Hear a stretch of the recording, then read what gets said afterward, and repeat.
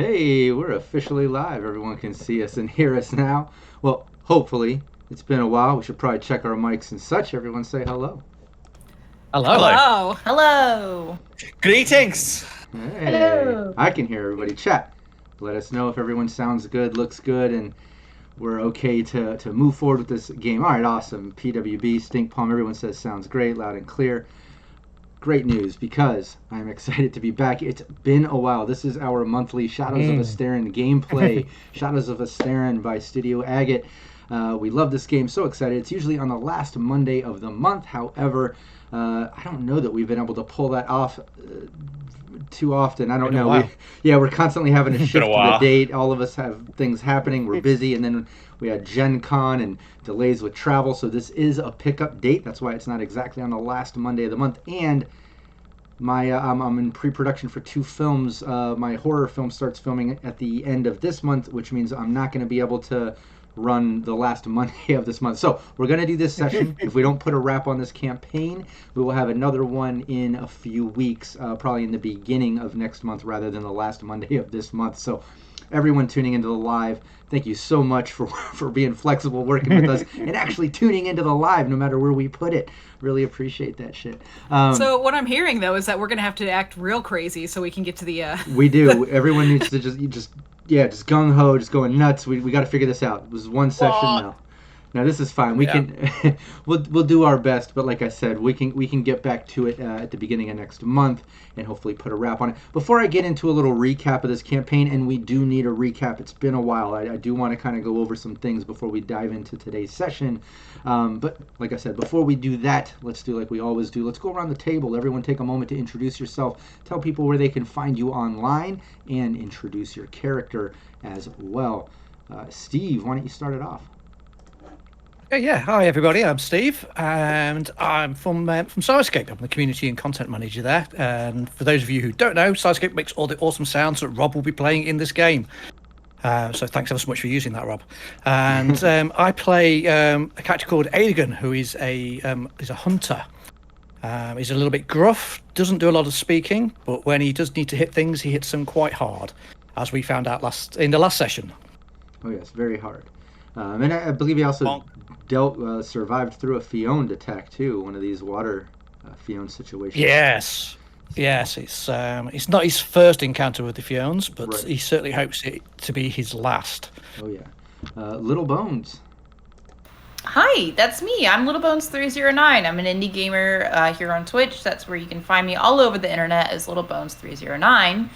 But over here, I'm Bracara, your occultist, who just is really into hypnotizing people and pulling out all of their deepest and darkest secrets. It's true. Phil. Hello, I am Phil, or Scruff, and I am a RPG podcaster with a podcast called Roll to Cast. It's ROLE to cast. We're a variety podcast. We are into our 9th season where we play a different game every season. Pretty much everything that's not D&D. And here I play Nedware.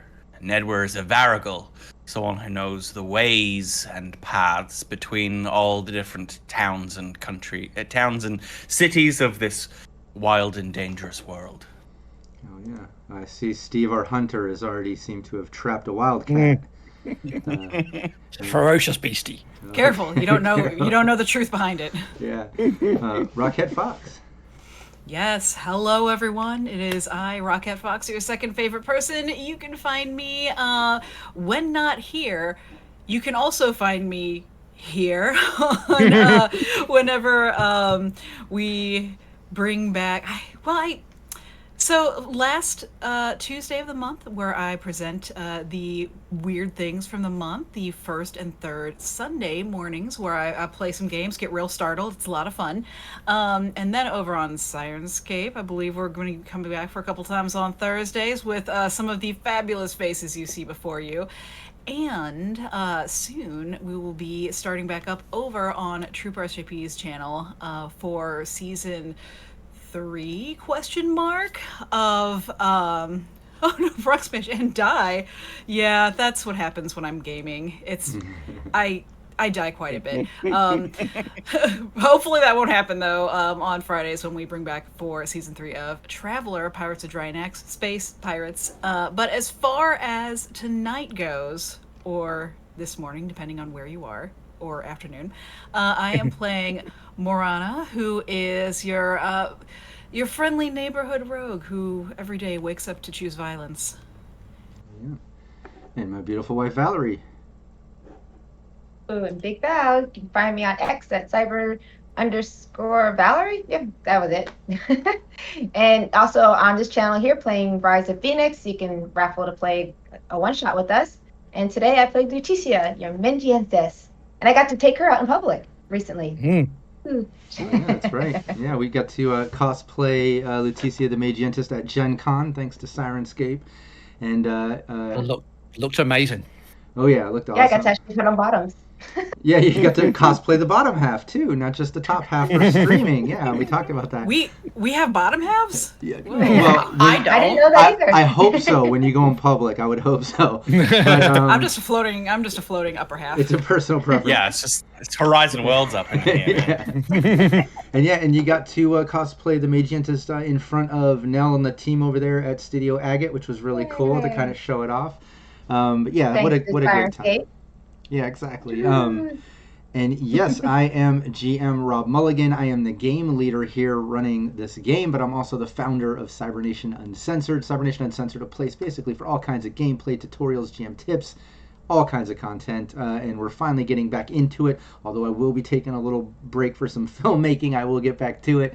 We have new tutorials coming for Shadows of Esteren, for Cyborg, and a few other games, as well as more gameplay. And I think we're going to try to lock in some of my teams to do kind of sectional little campaigns rather than spreading them out so long, which has been at a request of some of my players, as well as some people that have been watching, having a hard time keeping up with some of the stories. I know the monthly streams are hard to keep up with, especially with teams like us that kind of float around our date. But that's why everything is on YouTube. If you're into these things, I recommend everyone check out the Cybernation Uncensored YouTube channel. We have all the VODs there. You can check out all the past streams and kind of get up to date.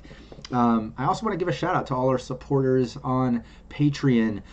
Without all of you pouring fuel on the fire here, I don't know that I'd be able to keep everything going and keep the lights on as bright as we do with as many shows and things going on and just juggling so much content. Seriously, I can't thank you enough. I just want to give a shout out to some here. Chris Anderson, Roten, aka Renegade 420, Matt James, GM Reservoir Panda, PWB, Steve Barr of Sirenscape, Will Huddleston, Leaded Coffee, Cyber Smiley, Zach Capricious Nature, Kevin Moreno's Savage McNavage, Nicholas King, aka The King Square, Rufio Zeno, Jamie Minch, Joseph Holder, John Erfurt, Tracy Goodwin, Stink Palm Raven, Alex Maxwell, Chris Callies, Ryan Anderson, Terrafan, Vulpus Vox, Bronx Smash, David Payne, Kevin aka Crag Horse, Brockenwitch, Nigel, Anthony Rogers, Charles Fodel, Christopher Lee, Daiquiri, Jack, and Trekker. Again, I thank all of you for constantly putting faith in me and Cybernation Uncensored for constant content creation and just constantly pushing us forward. It means a lot. We do all this stuff because we have a passion for this gaming, but it's absolutely validated by your support, and it means more than you know. So just thank all of you so much. Yeah, this is our, like I said, our monthly gameplay of Shadows of Esteren, although we do have some pickup dates here and there, like today. The team, let's try to do a decent recap, because it's been a while. I know the team needs it. I need it. People watching probably need it. Without going into too much detail, the team, all from different parts of the land. In fact, let me bring up Tree Cazell. Awesome artwork from Shadows of Esteren Team Studio Agate, but Tree Cazell, you can see, is kind of broken up into 3 kingdoms. And our team is from all over the land. They've all met up basically in Talke Air, which is the lower region there, where Ostabai is the capital of the land, the major city there. They all met up there to basically try to get some work and make some money. They're just coming off of an extremely long winter, and this world winter lasts for seasons and seasons, many years, decades, if you will, as it trails off. They're coming off a very harsh one. They're trying to get some work, trying to make some money, trying to survive. They've all ended up in this capital Ostabai. They picked up a gig, a local Varigal outpost basically put out all these signs saying we were looking for teams, not just a Varigal, but teams to go check on Braithen, the village of Braithen. We've sent some Varigals there to do the normal trade that they do every few months coming off of the winter. Our Varigal never came back. We sent another one to check on that and get the trade work and bring it back, because they do have a contract with the village. They do woodworking and toolsmithing and such. And that Varigal never came back. So they said, something's wrong here. The outpost didn't want to lose their contract with the city. They put out a thing, we're going to double pay you. We'll hire a whole team. Go to Braithen, figure out what's going on, get to the bottom of where our Varigals are, what the hell's going on in the village, solve whatever mystery is going on, figure it all out. Come back and inform us here at Ostabai so we can, file an official report. And they have official paperwork from the city of Ostabai signed off by King Answalt, I think his name is. But official paperwork that kind of gets them the respect they need in these villages, which is great. They've had to kind of pull that card before too, where villagers weren't really welcoming to travelers and such, because when they got there, they found out the village is getting attacked by Fiones. What are Fiones? They're sort of these demon-like entities that live in the land of Tree Kazel. They can take any entity, any form. They usually play off on different natures and atmospheres and areas. They're usually triggered by human nature and things that have interacted with their environment that have kind of pissed them off, quote unquote. So basically there's been this sort of water swamp thing, Fion, coming out of the local river nearby and attacking people, going inside them, suffocating them, pulling them inside out. They've kind of come across some remnants of that. Again, everyone, check out the VODs on the YouTube channel, all the past sessions, to get all the juicy details, crazy NPCs, encounters, and decisions that this team has made and been through. But they've met up with the village. Let me get some names here just to do a little recap, because I know it's been a while. In Braithen, they hooked up with Elder Endrick, who runs Braithen, and his Demorthen Dulrum. Demorthen being a sort of druid-style entity in this land. His beautiful daughter, Lesserus, who actually was flirting with Aegon a bit. So you've met Elder Endrick, his beautiful daughter, Lesserus, Dulrum. You met the local Magientist there. You stayed at the Three Hare Inn, met Arwen, the older lady that runs it, her daughter, Leah. And found out that Jimmer and Dagon, the Inceptuses to the local Magientist, one of them, Dagon, was actually paid by some mercs from Jespervale. Bracara, our occultist, was able to kind of pull that information out of one of them. In fact, let me get to the right overlay. We're still on the player overlay. Let's get to the character overlay and get some character names showing there. There we go. So Bracara, our occultist, kind of pulled out the information from one of those Inceptus, basically finding out that Dagon was paid by a couple mercs coming from Jespervale to just leave the locker to the flux waste, flux being the material that they extract energy, Magientus using to power their artifacts and tools and things. And the waste is very toxic, but they were storing it properly. Apparently he was paid to leave it open so these mercs could take it. Apparently they left it down by the river to kind of spoil the area, causing this Fion to attack the village, and then took off. Apparently there was also rumors and things of a poisoning before in the water that the Magientist originally came to kind of help with, heating the garden so they could do crops through the winter, and putting a filter into the river prior to that. So apparently there's been some attacks on this village, and this one finally coming to light thanks to the occultist, that it was paid by mercs in Jespervale. So the team ended up in Jespervale. First, let's show some artwork. Shout out to PWB. I saw him in chat. Been doing awesome cartography. He's an awesome artist.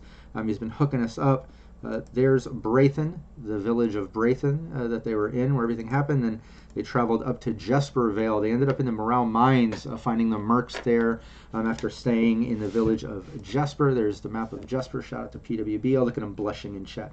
Oh, he's so shy. He's so embarrassed. So talented. But no, thank you so much. Really appreciate that. It looks great. And the guys at Studio Agate all said that your work looks amazing. I showed them. They said they were all just really impressed. So shout out to you and your talents. So yeah, the team made it there. They've been staying at, what was it, the Noble Opal Inn, where let's get some names going in Jespervale just for some recap. Jespervale is basically a small village near the base of Morale's Peak. The mercs hang out there in the caves. or the pub. You kind of caught rumor of that, going to the Noble Opal run by Sabina and Benny. You know that the town is run by Reginald and Bedelia MacLatoral, Reginald being the brother to Princess Cortessa MacLatoral, who rules Tulg, which is the big kingdom kind of to the west of where you all are at. But yeah, Reginald and Bedelia run Jespervale, the village of Jesper, and you know that their sort of palace is under construction. This whole village is being expanded, and there's a sort of facade that's still up, and there are some living quarters and things being done there. But it's under construction. You've been able to get rumors.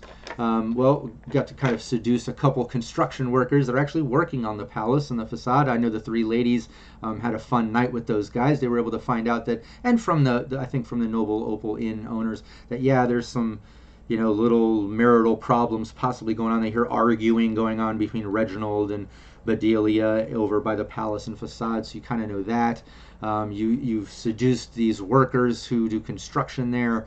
It was that night that everyone went to sleep where we kind of left, waking up the next morning. Is there any other important facts? I know there's some details like Dagon dancing the gallows and you having to do mental resilience checks and killing the guys in the mines, finding out that they were paid by a Varigal with the insignia of the family, so you know that they were paid by the family. That's the bit I was... Yeah. That's the link But you weren't able to find any. They said they burned it and spent the money. You weren't able to find any evidence of it, but that's what they definitely told you that.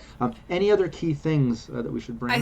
I think one thing worth noting is that from the caves, one of the people came into town and was like, "Oh, my brothers! That's right. Someone killed my brothers!" And then a couple of our wonderful party members were like, "Oh, yeah, you know what? That is awful. We're gonna go ahead and help you with that."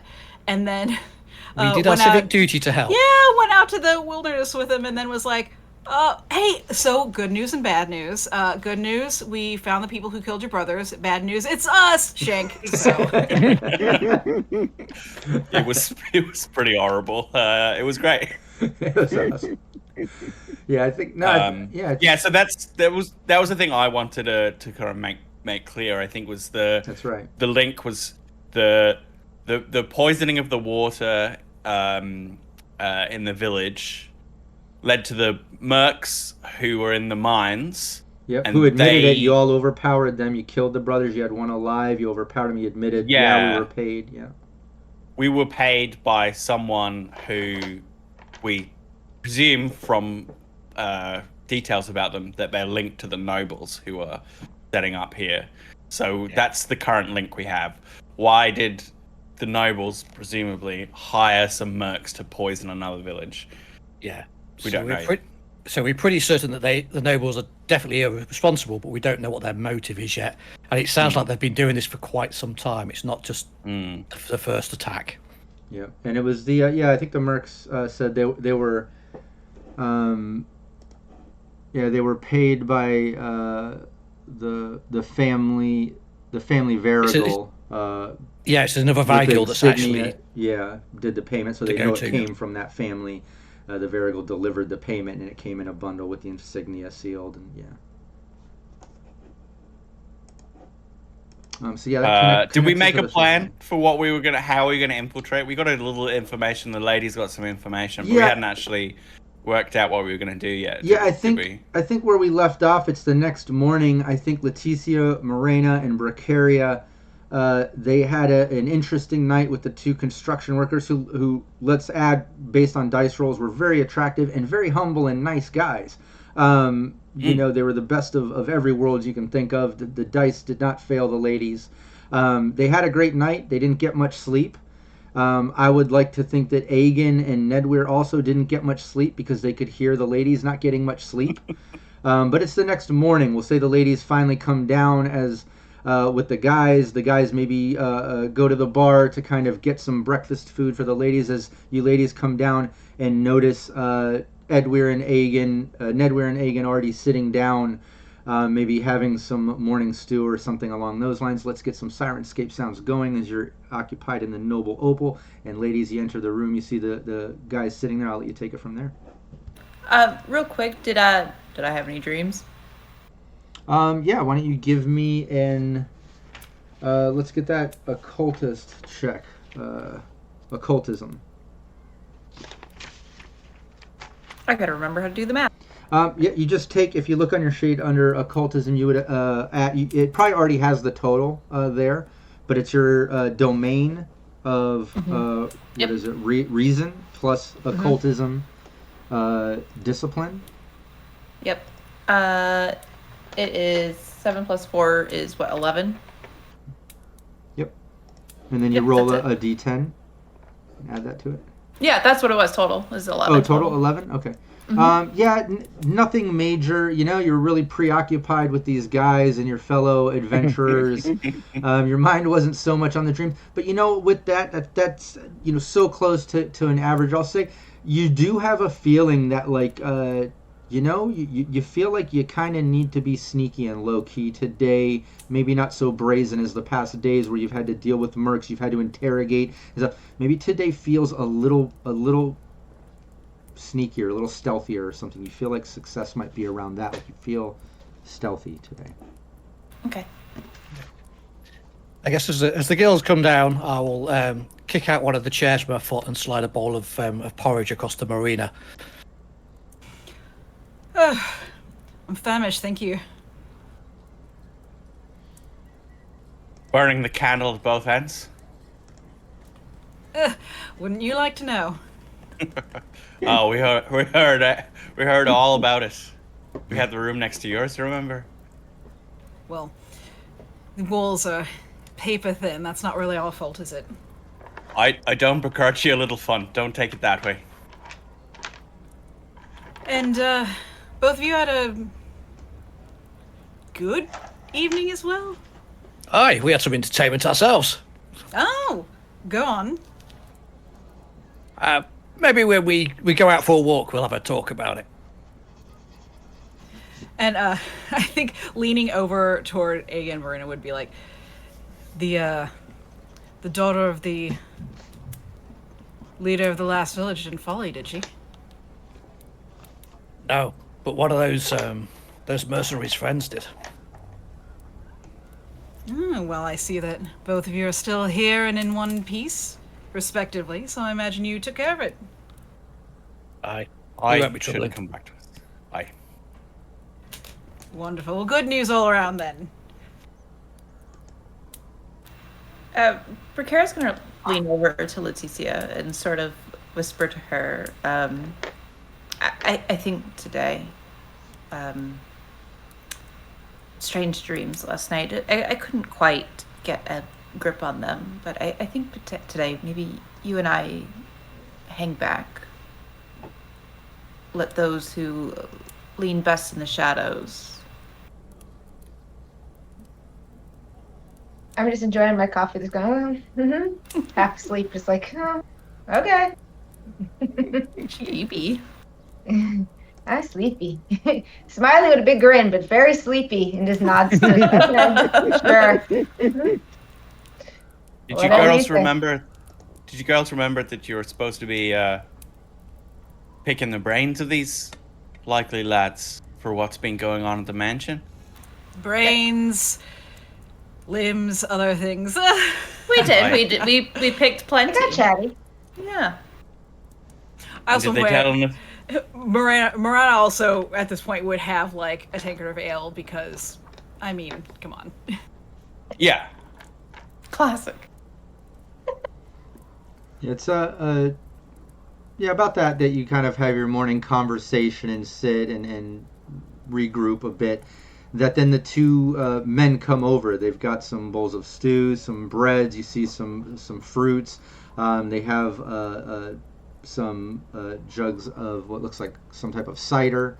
But they come over and I didn't realize you were with some traveling with friends too. Hello, nice to meet you. They kind of both look at you, Ned Weirenega.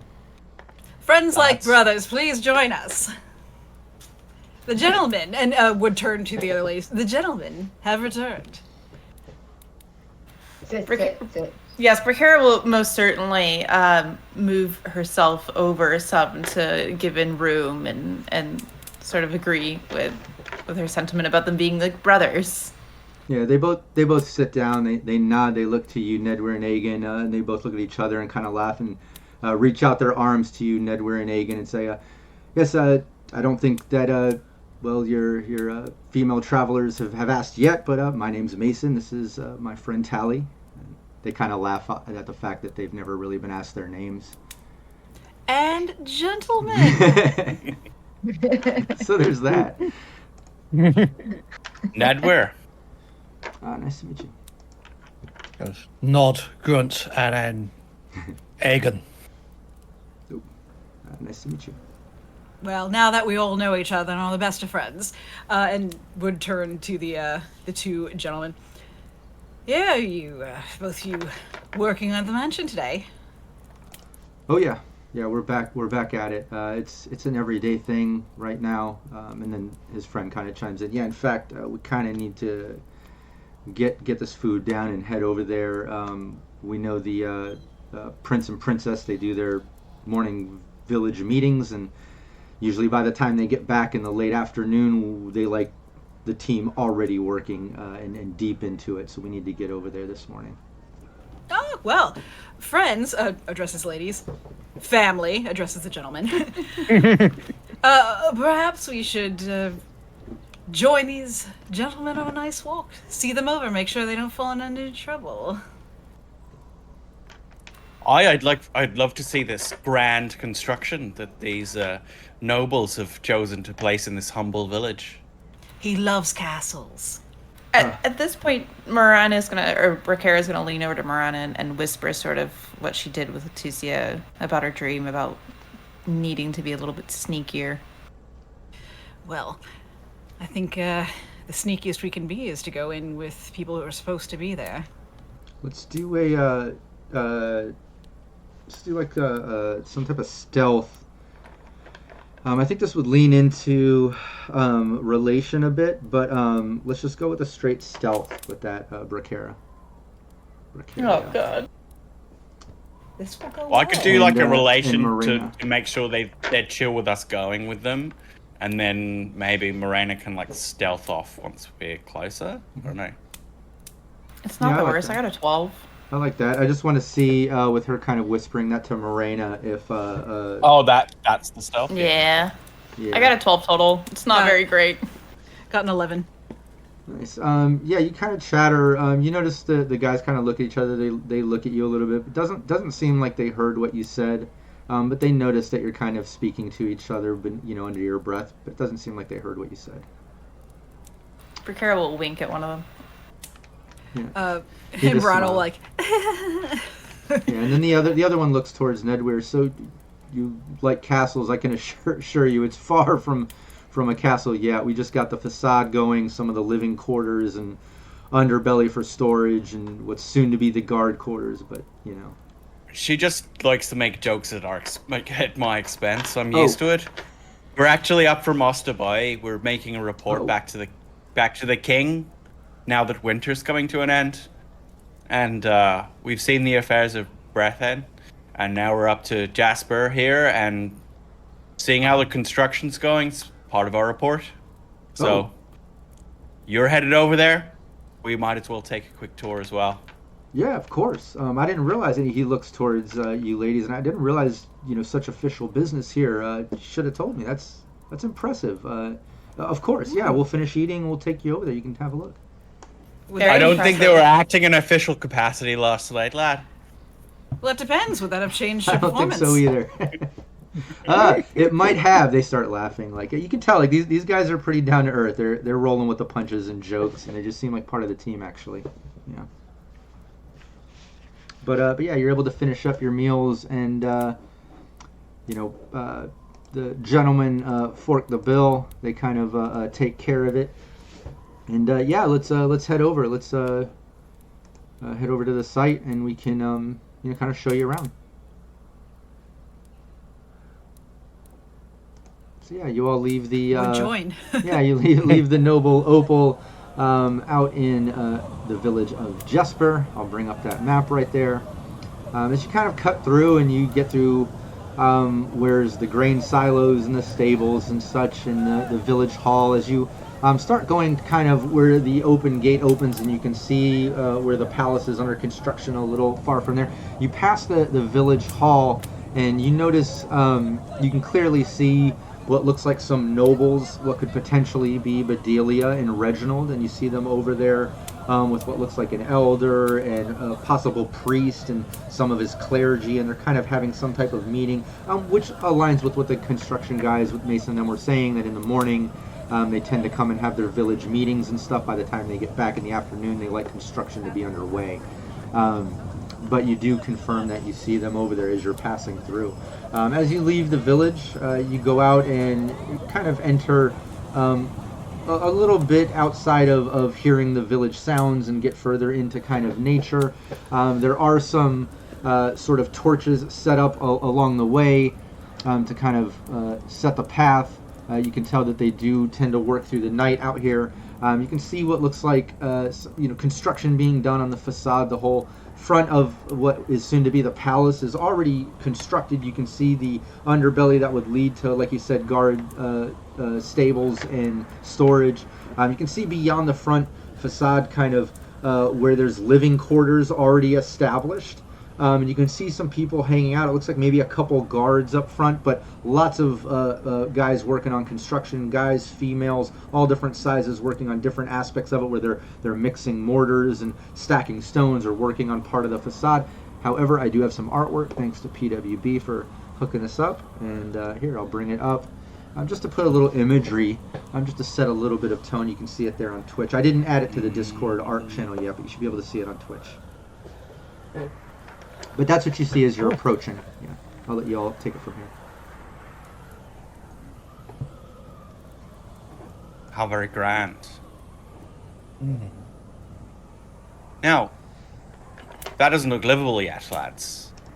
Where are the fine lord and lady staying while you put the finishing touches on that? Well, we got some of the living quarters up behind the facade, and you can see that behind that wall where the center entrance opens up, you do see rooms built up that kind of align what is soon to be a big open hallway opening. But there's no roof on this. There's roofs on these rooms, but you can see where the archway goes and doesn't complete. But he says, yeah, beyond the facade, you can see that there's some rooms. The nobles stay in one. They have some of their personal servants staying in others. Their Varigal, they have their personal Demorthin that works in some of their things. Their priest room that comes for blessings. We had to set up at least those initially before finishing the rest of the palace. But those are temporary. I assure you, don't judge our work by the quality of those rooms. Those will end up being server rooms and such eventually. You can tell that they're fully trying to explain like the construction and stuff, like thinking that you're honestly here from Ostabai to, do a little report on the construction. Yeah. Yeah, so all I know from that is the two pieces of information is where the Lord and Ladies stay and where the Varigal stays. Yeah. Sure. Yeah, and they have a Demorthin.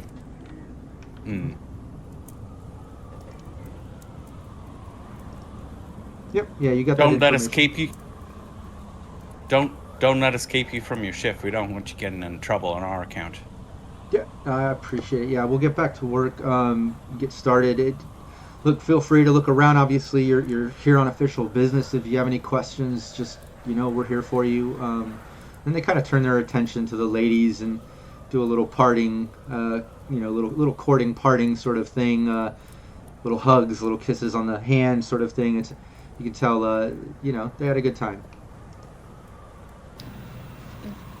You'll notice Rakara is wildly uncomfortable with being hugged, but she is very enthused about having her hand kissed. She's never really had anyone do that. She likes that. Yep, and they do that. They go off to work, and you see a majority of the construction seems to be on the edges of that major facade. They're kind of extending that, working on kind of the outer walls and the main framework of what it is now that the sort of inner temporary living things are all built up. But they go back to construction while all of you are kind of posted up there. I'd be interested to see what the Varigal's hiding. Aye. Marana, you're the one who's most used to poking your nose where it's not meant to be. What do you think? Do you think you could sneak in when the comings are going at daylight, or do you want to wait till dark? Well, and actually, so in relation to all this, would we see where everybody is kind of having their morning meeting? What's the sight line between that and kind of the interior? Can't see it now. Here, I'll bring up the map just to get a little feel for the area. That distance is enough that you can see the outer wall a little bit, but with the nice foggy, hazy atmosphere coming off this dark winter, it's hard to see more than 50 meters in front of you clearly. And then you've got woods and trees and hills and things like that. It's not necessarily right next to it like how the map would appear, but. Yeah. And then did we, in that morning meeting bundle of people, would we have seen the Varigal out there as well? Do we have any idea of where let's have this Nedweir, individual is? Yeah, let's have Nedweir give me some type of just straight perception. Yeah, let's just do perception.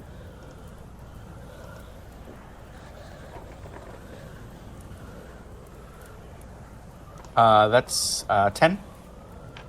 Nice. Yeah, you don't remember seeing a Varigal out there. You scanned it. You definitely noticed the nobles there, but no Varigal markings on any of them around them. But you're not positive though either. I don't know if we saw the Varigal in the meeting. Not sure that's what they need them for. They might be walking the wilds or doing other legwork. Well, I'd prefer to know that they're not in their room before I go poking around in there. Aye, but we know at least the Lord and Lady won't be back until the afternoon. They like sticking their nose in the village's business, so.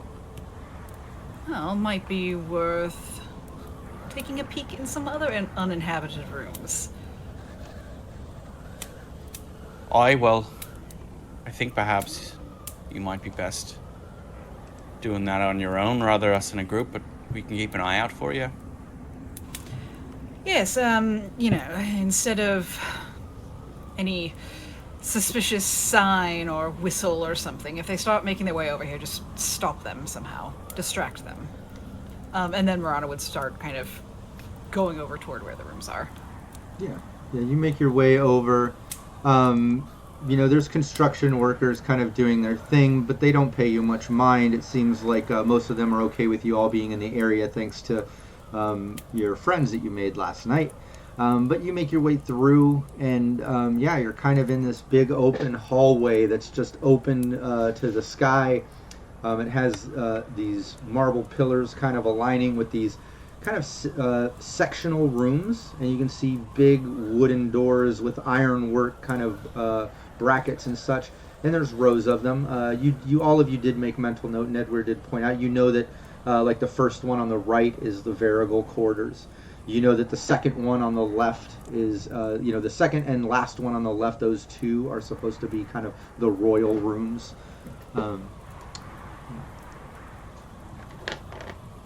Yeah, so going to,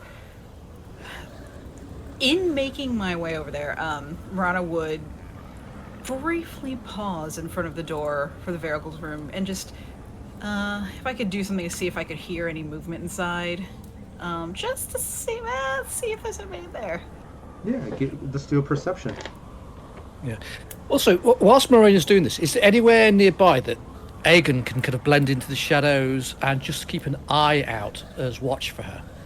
Absolutely, yeah. There's, it's foggy. There's lots of woods and things around this area. Aegon could easily slip into the edge of the woods. Yeah, I'll do that. Just keep an eye just to make sure nobody returns and catches her unaware. Yeah, why don't you give me a stealth just to like a little homebrew so I can set a DV in case I need to contest someone's perception. To see, just in case that comes up, yeah. So it's a 10 on the dice, so I'll just roll that up again. Oh, nice. Oh, 9 the second time, not quite the 10. So 18. Nice, yeah. My perception was 7. Agan by the way. disappears. None of you can see him. Smoke bomb. Yeah. None of you Where can did see Agan him. go? What the hell? He's gone now. Walks backwards into the bushes like Homer Simpson and just disappears. Morena, what did you get for your perception? There was a 7 for perception, not nearly as spectacular. Yeah, not nearly like Agan, but it's hard. There's lots of construction going around. You can hear people clanking tools and woodwork. You can't really tell. It doesn't seem like anyone's in there, but again, you're hearing lots of construction noises. Given that's the case, gonna go ahead and scoot my way over to the royal quarters and just scoot in. Just slide on in there. Nice. Yeah, you go and you try the door. It's locked. The door is locked. You definitely need to do some type of pick lock. Yeah, let me... Jimmy the window. Is there, what would that be? Because I don't... Well, it would be... There's not something for lockpick specifically. Yeah, if you is don't there? have like a discipline or something that you've specifically got into picking locks, I would take probably craft or craft probably makes the most sense. It's not a stealth skill. Yeah, does it give an example as pick lock? I wonder if they do stick that under stealth. To me, it feels more like a craft, more of a technical aspect of it, but it might be under stealth. I could see it being stealth. I mean, stealth is better for me. Yeah, let me check real quick.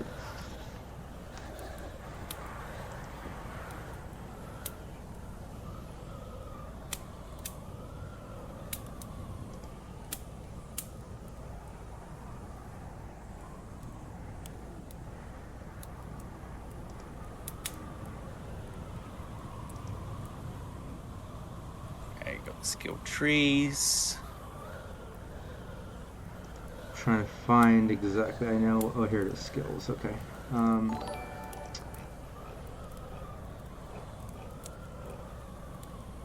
Discipline. So you are correct. Yeah. So craft, disciplines, Locksmithing. locksmithing, including There it is, picking craft. locks. Yeah, I thought I saw It that. is Ah, a- okay. It is a discipline under craft, yeah.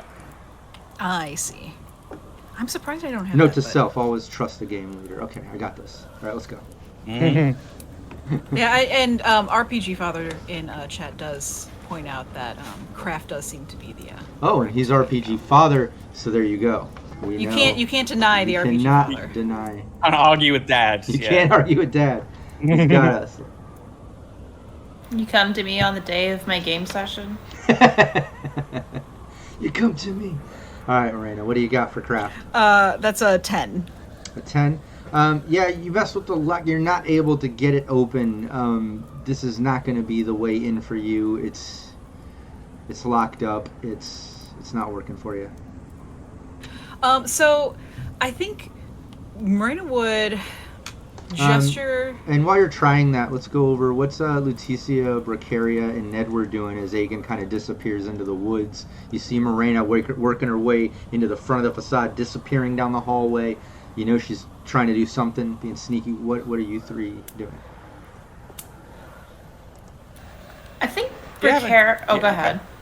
No, you go. I think Bracara would sort of try and look as inconspicuous as possible, sort of just like minding her business while also trying to keep an eye on anybody who might be coming towards them that doesn't look like a construction worker. Sure. Yeah. What would Lutetia be doing? The same thing. I'd be looking to see if they're using any kind of flex or any kind of, material, just like being nosy with all their equipment. Okay. And also Nedward? just like paying attention to our surrounding. I think, yeah, Ned was, he's just keeping an eye on the village gate, just in case, the nobles come back early. But, if the others are in a conversational mood, I would just be kind of speculating out loud about why these people would want to sabotage another village. Seems strange to me. Yeah. Why doesn't Lutetia, Bracaria, and Nedward, all three of you, give me a perception? Yeah, 'cause we're on lookout. And Agan, you can give it to as well, because I know you were on lookout. Even though we were being stealthy last round, by now you're already well hidden and looking out. I got a 6. Which dice am I rolling? A 16. D10. You take a D10 and then Oh. add it to your perception. Your perception base number. I think on your character sheet, Leticia, it should already be added up. Yeah. What did you get, Agan? 16. Nice. Nedweir? 13. Nice. Leticia? 13. Nice. Precaria, a little preoccupied, maybe still buzzing off of last night. I don't know what's going on, but you're not seeing much. The fog's rolling in. You're thinking and trying to make sense out of your dream, possibly. Leticia, you notice that, these construction guys, they're using some type of like pulley system powered by flux to lift up these huge boulders and stuff and get them into place. Like, obviously the local Magientus is, helping and part of the village, and they're using some of his artifacts to kind of help construction along the way. Agan and Nedweir, you do notice some movement coming what looks like from the front gate, and Agan seeing some details. It looks like 2 of the guards have come out the front gate. They're talking to the other guards that are just kind of posted up by the front gate, and they're doing their rounds around the village. Doesn't look like they're necessarily walking towards you, but they're walking kind of the perimeter of the village, just looking out and things like that. But you see them walking out. They haven't noticed you all looking out. And Right, we're not being suspicious. Morena, you try that lock. What were you saying now? You weren't. It's not quite working. You can tell that this is very, very reinforced and modern. So, who among us, this is for the gang, who among us has the paperwork from, like, our royal orders? Because I remember we showed that off before. We didn't actually hand that over. Right. I think No. I would assume I would carry it. Yeah, because I'm the guide, the official guide of the expedition. I usually carry it with me. So I think Morena would. That's kind of what I had thought, but just to double check, Morena would kind of flag down Nedweir and Jet, like, in a way that's not subtle necessarily, but not necessarily trying, like, not like waving both arms, but not trying to hide it either, and like gesturing Just him like to come over. Get over here. Well, like she's not trying to hide it necessarily from everybody, but just like, indicating openly for him to come stand where she is or join her. I'll wander into construction site. I'll just let Leticia and Brain. What's your name? What's? I'm gonna make you remember it's Brickhair. Brickhair. Leticia. Jeez. Thank you. Hi, nice to meet you. I'll just let them know. I'll just let them know that I'm heading into the construction site. Yeah. And when he gets relatively close, Morena would walk over to meet him, and as she's walking over, she would be saying, loud enough for him to hear, and if anybody else needs to. Yeah, so I'm having a hard time looking into the most important rooms to make sure the structure is sound and all of the security is as it should be. It appears somebody locked it. Suddenly before you can even respond, the door opens right to your right, Nedweir, now your left, Morena. It's that front room where the Varigal stays. You see a tall, slender woman with long red hair step out in Varigal leathers. Nedweir, you clearly know Varigal to Varigal. There's that sort of communication and bond and look. As she steps out, instantly makes eye contact with you, like noticing you're a Varigal, looks up Morena, and, excuse me, what is this? She closes the door behind her. Greetings. Yes, we're on official business. Nedweir, please explain to this woman. Of course. I'll produce my my scroll from Osterboy. Greetings, fellow Varigal. We're here on business from the king. Oh. We're here. We're here in the valley, investigating an interruption of trade between the capital and the important villages of the valley, and we've come as far as Jasper. Oh, yeah. Give me a relation check, Nedweir. Morena, you can as well do a relation check. You're in this conversation. Nedweir, you get a +2 on this, being Varigal to Varigal. Nice. But she responds back. It's already a good skill for me. Oh, official business. So, well, nice to meet you, Nedweir. I'm Reyna. I'm the official royal family Varigal here for Reginald and Bedelia Maclatoral. Official business trade disruption. You say what did you both of you get on relation, by the way? Got a 19. Oh, Sweet. is that with the +2 too? Yeah, that's with Nice. everything added up. Yeah. Morena. Yeah, I already have a 9. bonus to it. So. Nice fancy 9.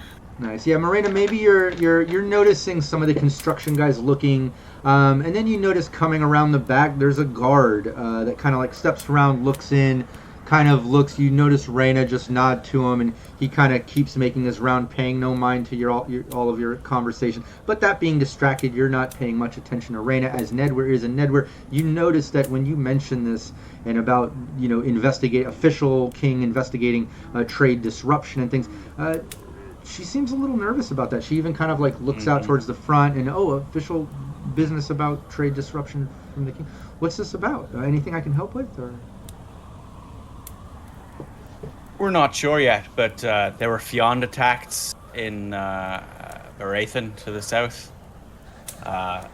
We managed to drive the Fionn off, actually, which is it's all to the better. But the ways are not clear. 2 of our fellow Varigals have actually met terrible fates on the road. We've come across their bodies, so we can't in good conscience get back to the capital until we make sure that the routes are safe between the capital and deep into the valley here.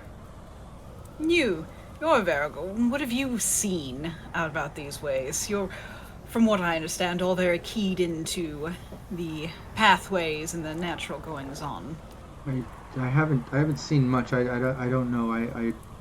I work for the royal family. I work out of here, Jesperville now. Very very little traveling on my part these days, Nedweir. I'm for the royal family now. I'm sorry. I wish I could help. I know nothing of this. I'm so surprised. And Nedweir, yeah, you can tell she's kind of shook by this conversation a little. You don't know. You can tell she maybe knows a little more than she's leading on.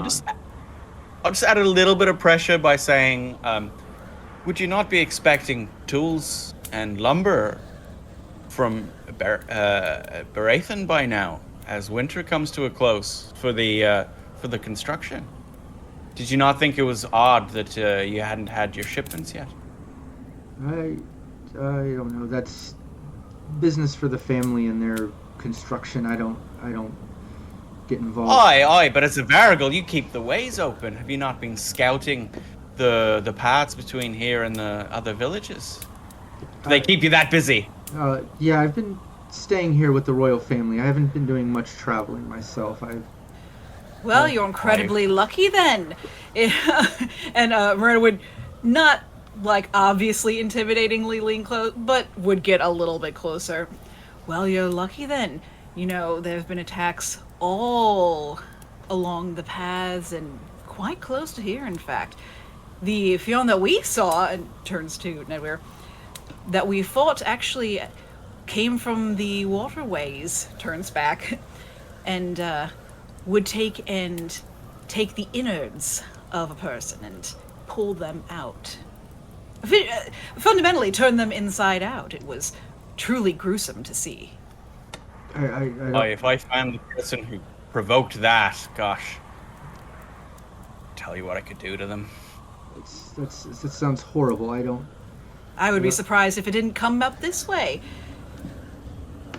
It's horrible. I don't know why anybody would do that to other people.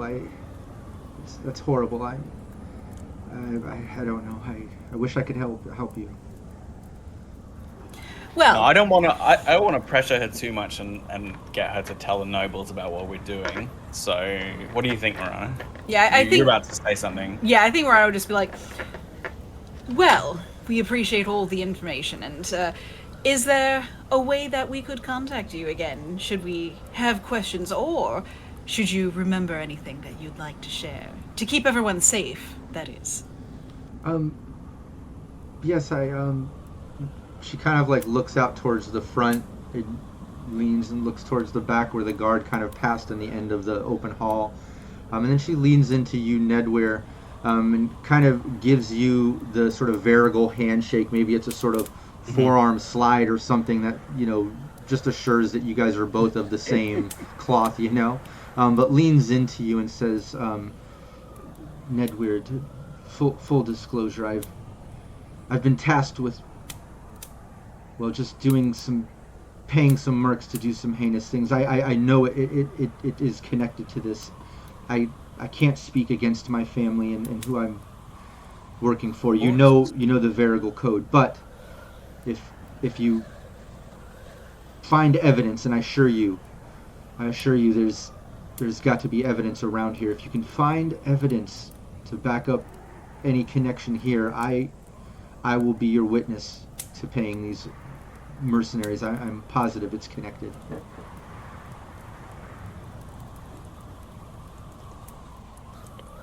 Do you have access to your master's quarters?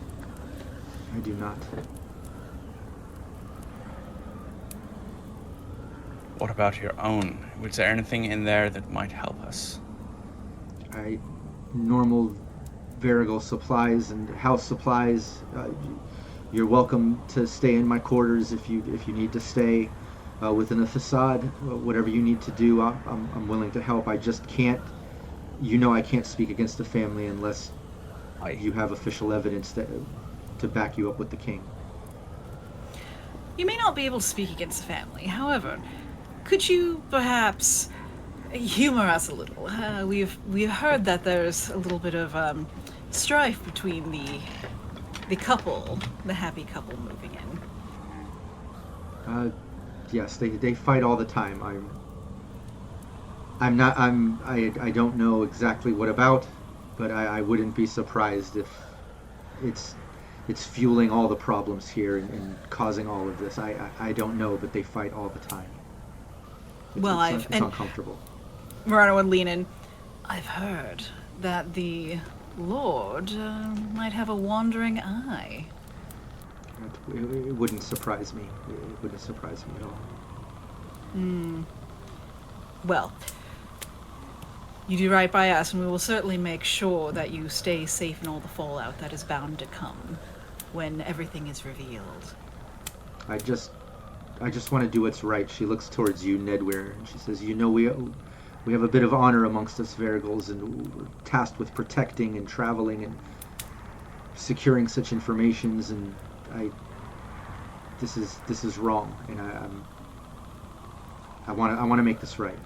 It's at that time, Leticia, you're paying attention. They're doing construction. You can kind of see Morena and Nedware kind of talking to someone up through that main hallway. Bracara, the same thing. Now you're kind of noticing what Leticia notices. But Aegon, you notice those guards that are kind of walking the perimeter. They've kind of gone the whole perimeter around down to kind of the south end, and now they're kind of heading your way. They're kind of heading east, cutting through the woods. There might be some pass through there. They are heading in the direction of the facade, whether it's part of their path or whatnot. You know that they'll be there anywhere from 10 to 15 minutes, casual walking the way that they are, but they are heading that way, yeah. Okay. I think Murano would turn to Nedware back where they are. Well, I think I've seen everything I need to see from over here. I'll leave you two to say your Varigal goodbyes. And Murano would start to walk over to where Bracara is. Yeah, you do that. When you walk away to Nedware, Reyna turns towards you and says, I hope you understand. I can't say anything unless you have hard evidence, and this is a bad thing for me to stand out against my family. I understand. I have to say I was distressed when I thought that a fellow Varigal might be making the wilds less safe, but obviously it's not something that you've done of your own will. No, I mean, I had no Working idea. to get... I understand. Don't compromise yourself. Whatever errands you are running, go about them as normal. If there are questions about us, you know what our story is. Please cleave to it. We'll find the truth. We'll make sure this part of the wilds are safe for travelers. And if there's crimes committed, we'll make sure that they're spoken about in the open. You have my word. She heads back into her room. I have a little bit of craft. While I'm here, can I go over to this room that the nobles stay in? Yeah, absolutely. I'll inspect the lock. I'll see if it's something that can be jimmied or shimmed. I don't have like locksmithing as a discipline, so I'm just working on my raw craft here, Yeah, which is not amazing. Yeah. So my creativity 4, craft 2. So I have a base of 6, and I rolled a 10, which is very nice. Ooh. Confirmed it. 2 10s. Nice. Awesome. Holy shit! Nice, Nedwin. He just walks over and pushes the door open. He's like, no, he walks over and pulls real it. It was a pull, not Yeah, a push, right. Morena. Oh. First real crit. So in this game, if you're just watching, I loosened it up for him. Yeah, the crits in this game, you roll a 10, and it's not a crit until you confirm it with a second 10. So it's the first time that has happened. Nice. But yeah, what a time. Yeah, it pops to do open. It pops open. You're hit with floral smells. Floral smells, lilacs, and all kinds of. What I'd like to do, sorry, just to open the door of my crit. Yeah, I think I'd like to do is just kind of look over the door and then realize that the door isn't hung that well. And if I just kind of lean and just lift the whole door, I can just sort of lift it off the latch and then push it open. Nice. Because it's temporary, it's not actually built that well. Oh, and I like that too because you don't have the pick lock discipline, so you're leaning more into the craft side of it, and we're able to get it up. Yeah. I love that. You get it open. You're hit. This room is very clean, very organized. You're hit with very, floral smells. You can see arrangements of local flora, and all kinds of linens and clothing, all tapestries along one side. Definitely a condensed royal room. Normally, this might be spread amongst multiple rooms in a palace. In this case, all put into these 2 rooms separated by these pillars. You see another door. You see a huge bed with tapestries coming off of that. A big fireplace off to the side with the fire going. No one in the room. You see a couple big windows off to the other side of the room too, kind of looking off to the nature side, kind of north side of the village. You can kind of see off to the side. But that's what you see. I'm gonna quietly draw any drapes across the windows. Just quickly, close any sight lines off from outside. Now, the workers said that these guys don't usually get back until the afternoon. Right. So I have a little bit of time to search this room, right? Oh yeah. I don't have to very quickly search it. No. It's late morning. Based on what they told you, you can assume you have a couple hours, few hours. Yeah. Okay, well then I will start methodically searching this room now that I'm inside. I don't know exactly what I'm looking for, but things like papers are going to be handy, I guess. But anything, I guess anything Magientis related. There's a sort of Magientis element to this whole conspiracy, I guess. Mm-hmm. But yeah, anything that points me towards a reason that these guys might be sabotaging Baratheon. Nice. No, I love that. And, leaning into how this is role played, I like how you're laying out, looking there. We don't need to do a roll for the success of searching this room. You have plenty of time. You're methodically going through it, like you said. But I would like some type of perception, or I'll let you kind of lean into any of your strengths. Not to say, like I said, you're already going through it methodically, but I want to gauge your understanding of what you're finding, if that makes sense, how I'm going to explain it to you. But while you're doing that and while you're looking through it, Morena reconnects with Bracaire and Leticia out there. Aegon, you're on the the forest edge. You know that they're cutting through. The guards are kind of making their way through. What are you doing? Yeah, and I want to check on that. So has Nedwin shut the door again now that he's in the room? I did, yeah. Okay. So I guess I will slink my way back out from the forest towards where Marina and Baccara and that are, and warn them that the guards are coming round. Thank you, Lily. And Nedwin has about 10 minutes before they get to the room. But as long as the door's shut and he's quiet, they shouldn't notice. Yeah, they appear to be making their rounds. You've seen guards make rounds before.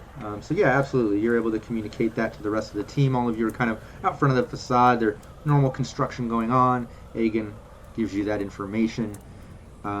Anything Leticia, Morena, Bracara, anything in particular going on, or what's up? I think Morena would... The biggest thing is, having seen Bracara at work before, would kind of sidle up. Bracara. Yes. That thing you do, when you charm the individuals. The hypnosis. Yes, that. Well, it seems that what we've heard about our lord of the area may have legs to it. Perhaps he has a wandering eye. Perhaps, if his eye were to wander toward the right individual, we may be able to get some information out of him. Bracara, you see something kind of playful play across her face, and she says, well, is he good looking? He's rich. Fair enough. I'd be happy to. I like how that's the compensation to looks. Of course. He's Well, powerful. Is he good looking? Wow. Well, we know he has money. Yeah. He has So there's tons that. of dowels. Yeah. Bracara is a lowly occultist. She's not very rich at all, so I mean. I wonder if I could find myself in the same space as him. And they're still all at that meeting, right? Town meeting. Is that correct, Rob? I think you can assume that, yeah. Okay. Bracara's gonna look to the rest of the group and say, well, while Ned does whatever he's doing, they're rooting around and whatnot, I might make it my face known.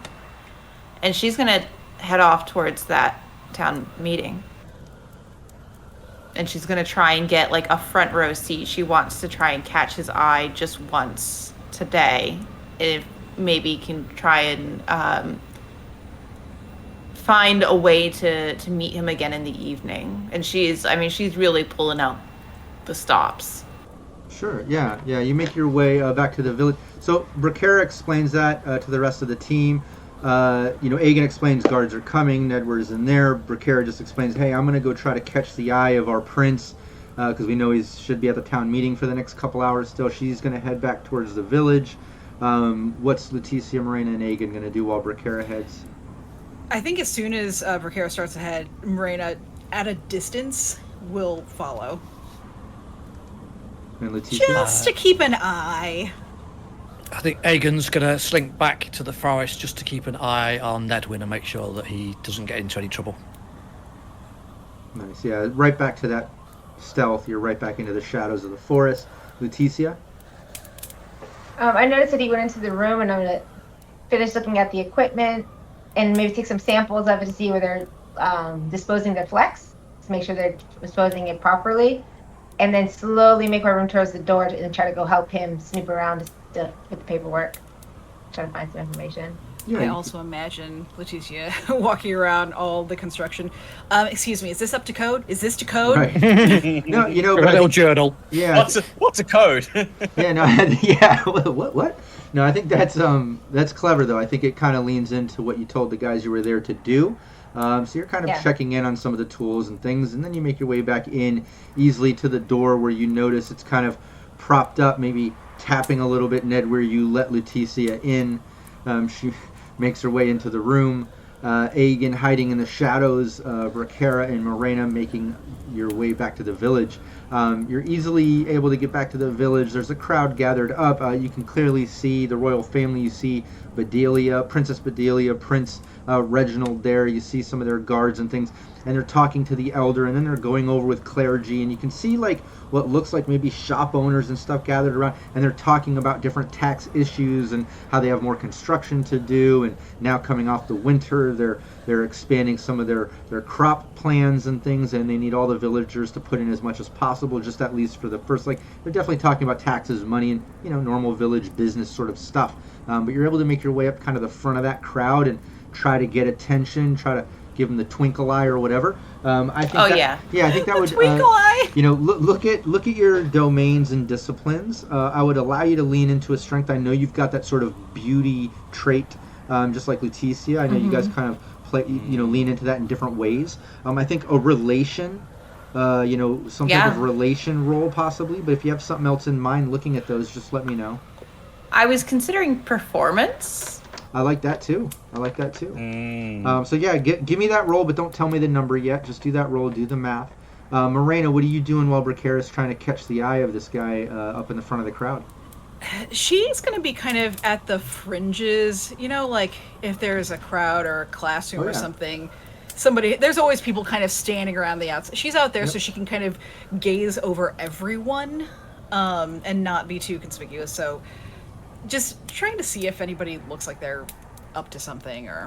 Yeah, you're noticing it's mostly like, shop owners and kind of village heads and stuff. Like, not a lot of actual workers and stable people and stuff. Like, all of them are working and already kind of keeping the village going. These kind of seem to be, I don't know, the upper class of the village kind of gathered around for the meeting, But nobody's noticing you, noticing them. They're all focused on Reginald and going over taxes and all the business that they're going over. Bracara, what was your roll there? A 17 total. Oh, nice. Throughout the meeting, there's definitely, more than a few times where Reginald notices you, maybe a glance, then kind of like a slowly, dragged out eye contact, like noticing, like, oh, I haven't seen you around here, like that sort of tilt head, like, and then going on, like, specifically, like, trying to let you know that he's noticing you, like, you can tell. You can tell, like, he has noticed you, yeah. And Leticia and Nedweir, you're back in the room, kind of searching the room and going over to that. Aegon, you're creeping in the shadows. You can clearly hear those guards chatting loud, like not even trying to be stealthy, cutting through the wood paths. Like, you can tell they're probably just a couple moments away, but they're talking to each other about their rounds, about what they drank last night. Oh, so-and-so called in sick, must have had some bad goat meat, some shit like that. Like, they're just chatting away, heading in your direction. If there's nothing specific, then Leticia and Nedweir, you're in the room. Leticia, you've now joined Nedweir to search. If you also want to give me a perception, Nedweir, what did you end up? So my idea was that now, particularly Leticia's here. Leticia, do you have like erudition? Yeah, I think Leticia should. Erudition's all the way in the bottom fourth left. on the left column. Oh, Yeah, I have a 5 in that. No, a 6 in that. that's pretty good. And then reason on top of that. Yeah. My whole total is 6 in that. Oh yeah, mine's 3. So I thought if Leticia looks at documents and I look at maps using travel, that might be the best way to gather information. I don't know if you want to do perception first to find those things, but in terms of interpretation, I thought that would probably be the best use of our skills. Yeah, I like that too. Unless you have... give me those. Let's lean into those strengths. I like that. Leticia, give me your addition, and if you want to give me travel, that'll work. You've already found some things. You have gone through this room methodically. Leticia has joined you and helped. Like you said, you went through every section of the room, looked under things, behind things, and you have found some interesting items and things to review with Leticia. So yeah, give me those rolls. What do you guys got? Which one am I rolling? Erudition, yeah. Oh, okay, it's that one. Okay. Oh. So travel is definitely my best. So Like base 8 11. and 6. Ooh, 11 base. Yeah, I have a That's awesome. bonus. So out of 14? And then I'm maxed out. Yeah, 14.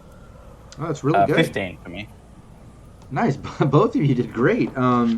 Yeah, you're going through the room, Ned, where you basically you find on what you can assume is Bedelia's items, because it's kind of in one of her chests. There's these like rows of chests where she has like, you know, lady garments, some other like dresses and things that like fabrics that have been folded away, some older items and like kind of personal things. Where like you can tell it's a female, probably Bedelia's. But in one of those chests, like in the bottom, there's kind of like a false shelf thing, like a false flooring in one of the chests, and you open it up, and down there in the bottom, you find some like makeshift textbooks that looks like it's some Magiantist research. And Leticia is able to go through that, and with her erudition, she's actually able to kind of figure out exactly what these are about. And while she's going through that and figuring that out, Ned, where you find what looks like a handful of love letters. You're finding love letters. A couple of them look like they've been crunched up and then reopened and folded, but they are clearly to Prince Reginald from Illustrious, the daughter of Elder Endrick in Braithen, who flirted with Aegon. Clearly you're seeing love letters from Illustrious to Prince Reginald. And Leticia, this She's getting around. research work that you're seeing in here actually is research about Fiones, and you see in specific a whole research dossier on something called a Dather de Bishka Fiond, which is basically a water Fiond, and it talks about how it stems from natural murky waters. The thicker, the colder, the better and stronger the Fiond can pull, and the longer it can maintain its sort of structure, going in these like long tubular sort of tentacles, where it can suffocate and pull people inside out, where it pulls people's life forces out from them, pulling them inside out. And it clearly talks about Fiones in general, but these in particular. If you can find their waterways where they base from, and you can poison them, particularly with fluxes and things that are clearly man-made, so there's no mistake of where it's from, you can easily trigger these Fioned attacks to nearby gatherings of humans that they obviously will blame for such. It's very clear that she was studying this. She knew to get flux there to kind of trigger these Fiones to attack Braithen. And Ned Weir's finding these love letters to her husband, the prince from Illustrious Elder Endrick's daughter. I'll let you all take it from there. My head is I got my glasses going, oh my god, we have so much proof here. Everything is all here in writing. She calls the Fiorns to come. What did you find? Because I'm finding so much. Oh my god. This book is just like as a guide to everything she's done. You may have found the how. I found the why. What did you got? What is that? Jealousy. Jealousy? The prince has been fooling around with the eldest daughter from that village. He's unleashed a Fiond through jealousy. Okay, let's grab this stuff. Let's get out of here before somebody sees us in here. Let's put everything back and let's go. Let's go. Let's get out of this room before somebody hears us.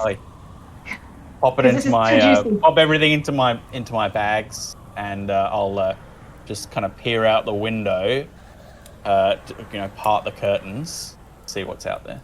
Yeah, you peek out to clearly see Aegon, and Aegon, right at this moment, you see those two guards kind of pop out from the woods, kind of right next to you in a path, and they actually don't even notice you. They both walk right past you, Aegon. And they're looking at the facade, they're talking to each other, and they're just, let's make our rounds and get back to village. Yeah, I'm ready for lunch already. And they just start walking towards the main entrance of the facade. And Ned, we're looking out the window on the back side of the room. You clearly see those guards coming out of the woods, and then they kind of cut out of your view where they're kind of heading towards the front of the facade. You can't really tell where they're going. Obviously, you can connect the dots based on what I told Aegon. But Bracara, aside from that, you're over at the village meeting where the prince himself has been making googly eyes with you, and just carrying on with the meeting as Morena's kind of circling the villagers while they're all just paying attention. And let's take our 5-minute bio break right now. When we get back, we'll see what everybody wants to do next. Don't anyone go anywhere. Please chat, hang out. I'm going to leave the mics hot. We will be right back. All right, mics are hot. Right. Brilliant. I'll be back in a second. Oh, BRB. so good to get back to the game. Oh yeah. Oh.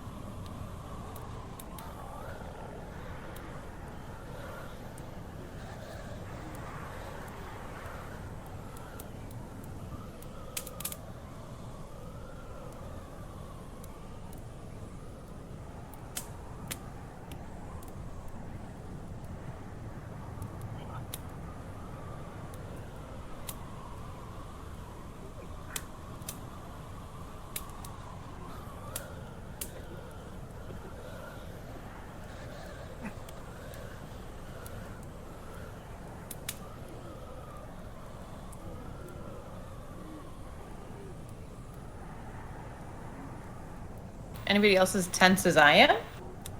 Oh, yes.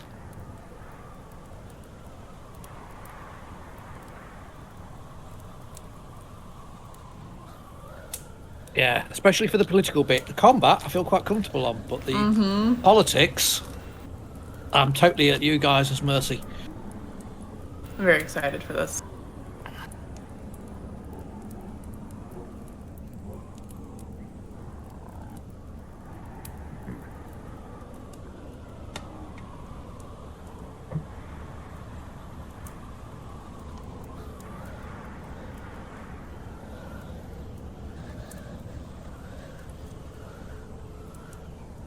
I'm kind of glad that the guards didn't notice me and walk past me.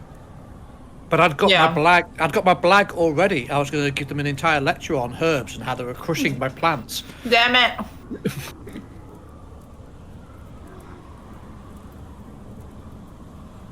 God damn it.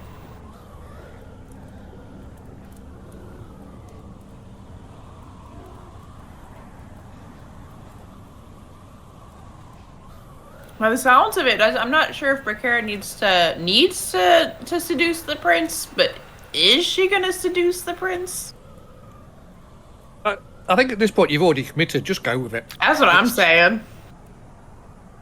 We've already established he's powerful. I mean, what more is there? Literally.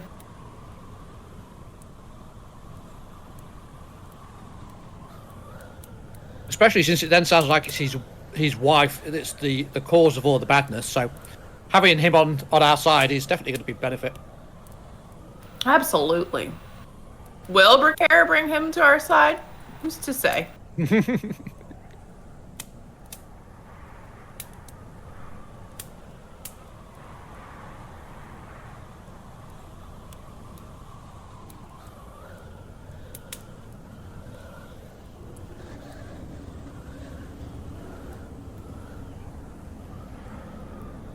are you doing, Lily Pickles? Whatever she wants. She keeps flicking the dice off the table, so it kind of crashes into me. She did it about 3 times doing that last stream. Do it on purpose, don't you? You want to play. What class would she be? Oh, she'd definitely be a rogue. Absolutely a rogue. Good. Stealthy mischief. Kitty. I got no dog butts today. They didn't come and play. Dang it. During my 5e game, cat butt has been the big thing. No. I think the other one, he'd have to be some type of politician. He'd just, kind of just sitting around and just watching. Judging. Yeah.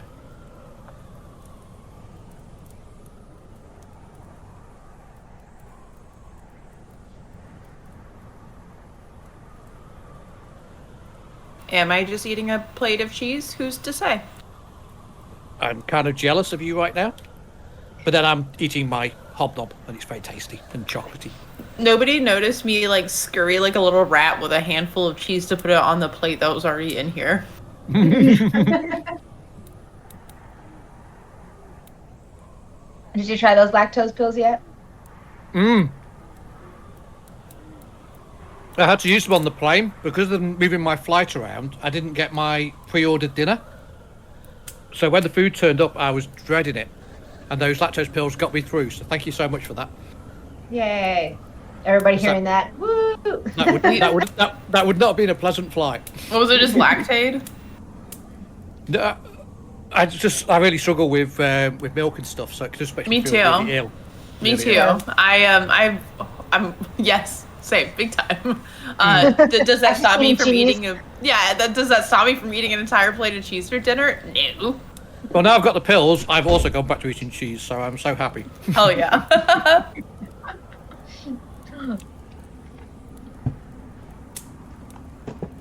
I'm eating Jelly Bellies. Mmm. And an apple on top of it. So that's a weird combo. It's balance. Everything needs balance in the Force. We're back. It was. We ready? Mm-hmm. Yeah. Hey, everyone can see us now. They can hear us the whole time. Now they can see us. Thanks, chat, for hanging out. We just did our quick little 5-minute bio break, and we're back at it. We're going to dive in right where we left off. Nedweir and Lutetia are in the royal room. They have just basically searched the entire room and found some love letters from Elder Endrick's daughter Illustrious to Prince Reginald MacLatoral of Jasper Vale, and Lutetia found a bunch of Magiantist studies and information and research on Fiones, as well as this Fione in particular, the water Fione known as Dother de Bushka Fione, which kind of lays out how to piss them off, how to trigger them using flux, things like that. It's all kind of lining up with what happened and why. Like Nedweir said, Lutetia seems to have found out how, and Nedweir seems to have found why. But right as they find that out, Brickare was able to kind of make eyes and get the attention of the prince, who's kind of noticed her, who is leaning into her beauty traits and persuasive looks. while Morena kind of circles the herd of villagers paying attention to the meeting, while Aegon is completely disappeared into the shadows of the woods, seeing a couple of the guardsmen making their rounds heading up into the facade. That's what's happening. Let's go over to the village first. It seems like they're having their meeting. You know that they're just deep talking about taxes, travel, business, things like that. The village is just paying attention to him. He seems to have the floor, and they're talking about that. It would appear they're going to be talking about that for the next hour or so. But that's what they're doing. They're having the meeting. Morena and Bracara, what are you two doing? Bracara's doing this thing that she sort of is like intertwining herself. So she's sort of moving throughout the crowd as she's trying to, keep the attention of the prince, and keeping sort of that almost doe-eyed look on him, while also sort of half paying attention to whatever it is being said. She kind of wants this meeting to hurry up so she can get a beeline. Oh yeah, that tact seems to be working very well. You've already gotten his attention, and this sort of, repositioning throughout the crowd has gotten his attention even more as he's talking and notices you and continues to talk. Wait, now you're over here, and makes eye contact, and it's almost a little eye flirting happening through all this, and it's working absolutely. Morena, what are you doing as you notice Bracara, completely eye flirting with the prince, and it seems to be working? What are you up to? She's just staying there watching. She's just there to make sure that, no one gets in the way of the happenings, that no one suddenly, almost like a bodyguard might, but bodyguarding the situation. Give me a perception. Yeah. Okay. Does this make them besties now? Yes. Yes. Wing rogue, I think is what they call that. Exactly. What was that, a perception you asked for? Yeah, just a general perception. You're looking over the crowd. You're looking out for anything out of ordinary. Looking out for Bracara, all those things. That would be an 8. Nice. Not noticing much in particular, anything out of the order. But you do notice, on one end of the crowd, a little bit of motion and commotion, like a little movement out of the norm. You do notice that. Can't tell what's going on, though. Keeping a little more of an eye over there, then. Sure. Aegon, Leticia and Ned were in the room searching it, doing what they're doing. The guards have now just passed you talking shit about lunch and finishing their rounds, and they're heading up into the facade. What are you doing? They haven't noticed you. I'm just continuing to watch. So now that the guards are not an immediate threat, I'm still kind of watching the proceedings, but I'm also going to spend a little bit of time whilst I'm out in the forest. It's the first chance I've actually had in the forest for a while, just to kind of gather a few little bits of herbs and just kind of replenish some of my medicinals. But at the same time, I'm just really just watching the guards and seeing. I've already seen them do one circuit. Do they do exactly the same circuit? Because then I kind of can see what the patrol is, which will be useful for Marina to know. But other than that, just literally making sure that these two don't get into any trouble. Yeah. You can tell they seem to be on a round to the point where they're not even looking where they're going. They're kind of just automated, They're just talking to each other and walking, barely even looking around, barely doing their job. But they make their way up into the facade. They're kind of going through that main hallway where Nedward and Leticia went. They're looking, as they go through the hall, you notice they just kind of look at the doors, look at each other, and keep walking through. Nedward and Leticia, you looked out the window, you kind of saw them, those guards making their way up towards the front. Now in the room, you can clearly hear them talking, chattering about lunch, finishing their rounds. Clearly you can hear guards talking about doing their rounds as they walk through that big marble hallway. You hear them walking and kind of out through the back as the voices kind of sound more distant now. Yeah. I think the way's clear. Do you have all the books on you? Yeah, I got it in my bag. Best meet up with the others then. And I'll just lift the latch on the door, open it up, quick look left, quick look right, and then walking out like I'm meant to be here. Yeah, easily. You come out. You can barely hear those guards still talking shit about their rounds and stuff. Sounds like they're out on the other side of the facade now, circling around. But you got that popped open. You're out in the main hallway. You don't see anybody. The rest of your team is no longer out front. It seems to be just you and Leticia. Oh, well. Yeah. You don't even see Agan. He's so well hidden in the woods. Like in your mind, you two have been left. Where'd Where everybody would he go? Doesn't Leticia know that I went into town? Oh, that's right. You did tell Leticia, didn't you? Yeah. Yeah. That's right. Sorry. But where are all the workers? It's lunchtime, I guess. So we need to hurry up. If their workers are not here, we need to go before they get back. Yeah, you can see them all gathered. I just start shoving him, like, go. All right. Let's head to the Not even Opal. paying Everyone attention. I need to look around. Just scoot. Okay. I got so much to tell you. All right, back to the Opal. The others can meet us there. Yeah, as you guys start cutting through the woods, Agan, you see them clearly. Didn't even notice you. They even walk right past you. You're camouflaged into the woods as they're kind of heading towards the village. As much as I want to jump out and say boo, I'm going to resist that. And I'll let them pass me, then I'll come up a little while later and just follow them down the path. Just join in on the conversation. They're like, oh shit, like all of a sudden they're here, like right there. Oh my god. There. Got to stop doing that. Yeah. So, surprising Nedware, I don't think is a good option, so I'm just going to kind of just That's trail true. behind them and just let them naturally hear me. Yeah, that's how you get whacked with a Kareth, yeah. Yeah, you guys making can't your way. believe to Yeah, the so village. we head back to the village, yeah. We head back to the village. Yeah, you make your way. As you're getting up there, you're making your way there. Bracara, you're making eye contact. The Prince, Morena, on the edge of the crowd, notices a slight commotion off to the side, but the meeting's kind of carrying on. What are you two doing? Bracara continuing to get the Prince's attention. It's obviously working, but Morena? I think Marina's gonna, again, sticking to the outer periphery, just try and get a little bit closer to this commotion. I'm gonna see what's going on over here. Yeah, you it doesn't take a lot for you to notice once you get over there and look. You see a younger male, skinny, maybe late teens or so, clearly rogue-like, cutting through these shop owners and trying to lighten them of their dowels. Seems to be kind of cutting in another crowd. You notice the movement clearly. He's pickpocketing people.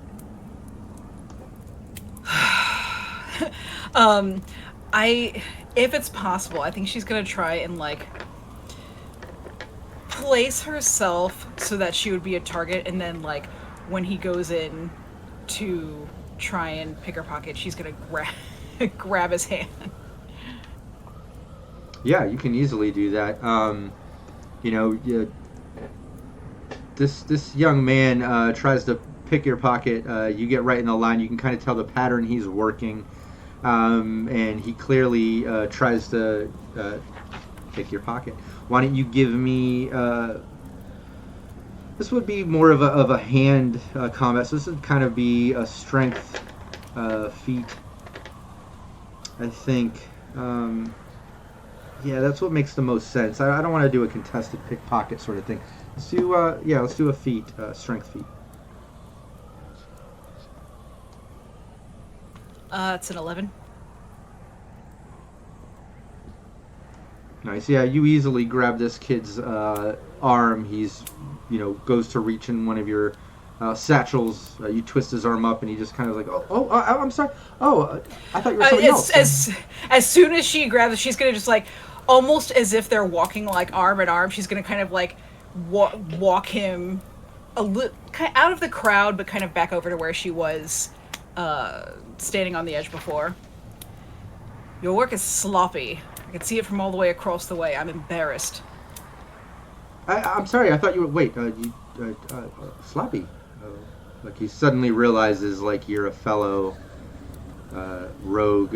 You're mentioning what he realizes you know what he was doing. Yeah. Yeah, and as soon as she gets back over to the area, she's gonna like, as if one could like chuck one's own arm back at them, is what she does. Yeah. And then just kind of crosses her arms and vaguely turns toward him, but she still has her eyes on the crowd, but she's just kind of like side talking to him. I was all the way over here and I could see what you were doing. Horrific.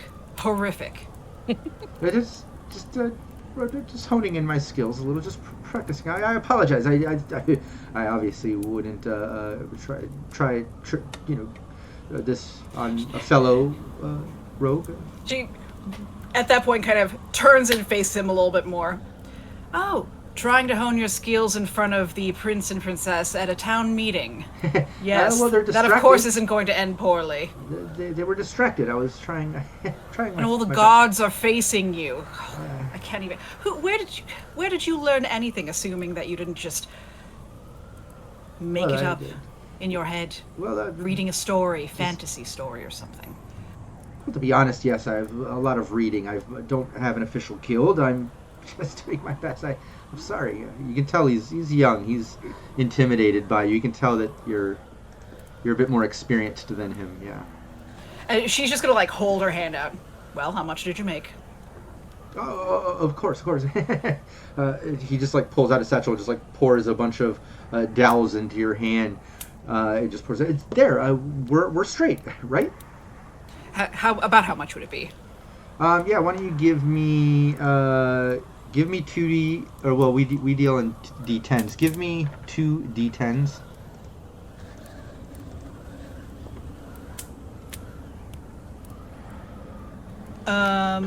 If I were to roll a 10, would I roll again on something like this, or would I just take it? Well, what was the first D10? The first one was a 10. And what was the second one? 5. Yeah, you got 105 dowels. Nice. I think they are the red Ember? ones. Yeah, Ember. Ember, yeah. Ember, Azure, Frost. Yeah, Ember. Nothing major, but 105 of those is pretty, Not bad. A mild, slight eyebrow raise of, not being totally disappointed. He's like, okay, so No. we're good, right? And he's like looking over at the guards and like, we're good, right? No, it's not the worst I've ever seen. And she like dumps. So she takes her hand and kind of puts it over into her own pouch, and then she brings it back and drops maybe like 20 back into his hand. Nice. Yeah. If you ever want to learn to not be an absolute weasel, come find me. He takes them and how can I find you? I would love that. Yes, well, for the time being, we're staying at the Noble Opal. I'll be there most nights. Okay. I'll be the loud one drinking. I'll find you. He puts the dowels away and kind of goes off into the crowd. Youth. Yeah, and he goes off into the crowd, and it's about that time, Leticia, Nedwir, Agan, you make your way back to the village, up through the front gate. You can clearly see Morena kind of standing on the edge of a crowd of villagers that are now starting to kind of dissipate a bit. They're all kind of backing out. It seems like the meeting's coming to an end. And you can see the royal family up there with their guards and constituents and just kind of talking to some of the heads of the village. But while they're all talking and the villagers are kind of separating out, one thing that you notice, Bracara, none of you have noticed Leticia, Nedwir, and Agan approaching. They're kind of approaching from the front gate while all of your attention's on the crowd. But Bracara, you notice as the villagers are separating, some trying to talk to Prince Reginald and Princess Bedelia, but he clearly, after the meeting, kind of brushes them off like, oh, no, I'll be with you in a moment, and kind of like walks past and is just walking right towards you, comes right up to you.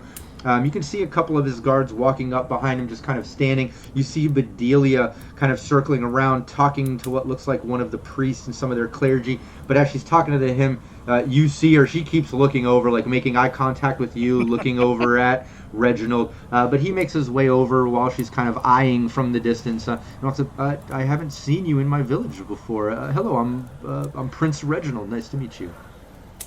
Real quick, if this is happening, if Morena sees this happening, Oh, yeah. can she? Is there time to go over to where the princess and all of everyone she's talking to is? Oh yeah, it's all in the same area, sure.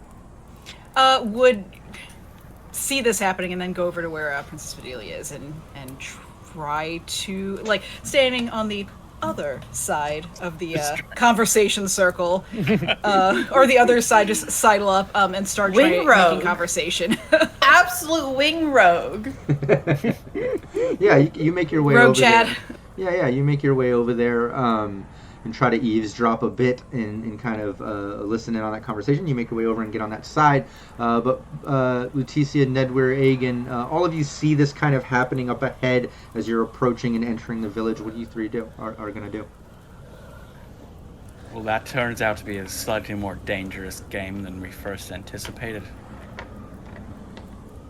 Yeah, we don't need to see. We need to go through these paperwork first. So we need to kind of lean back and see what they're doing first.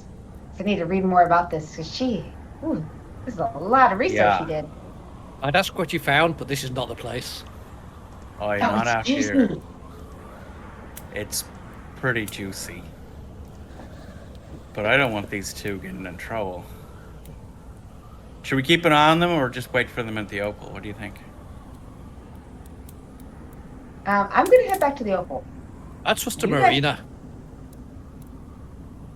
Well, let's let them work.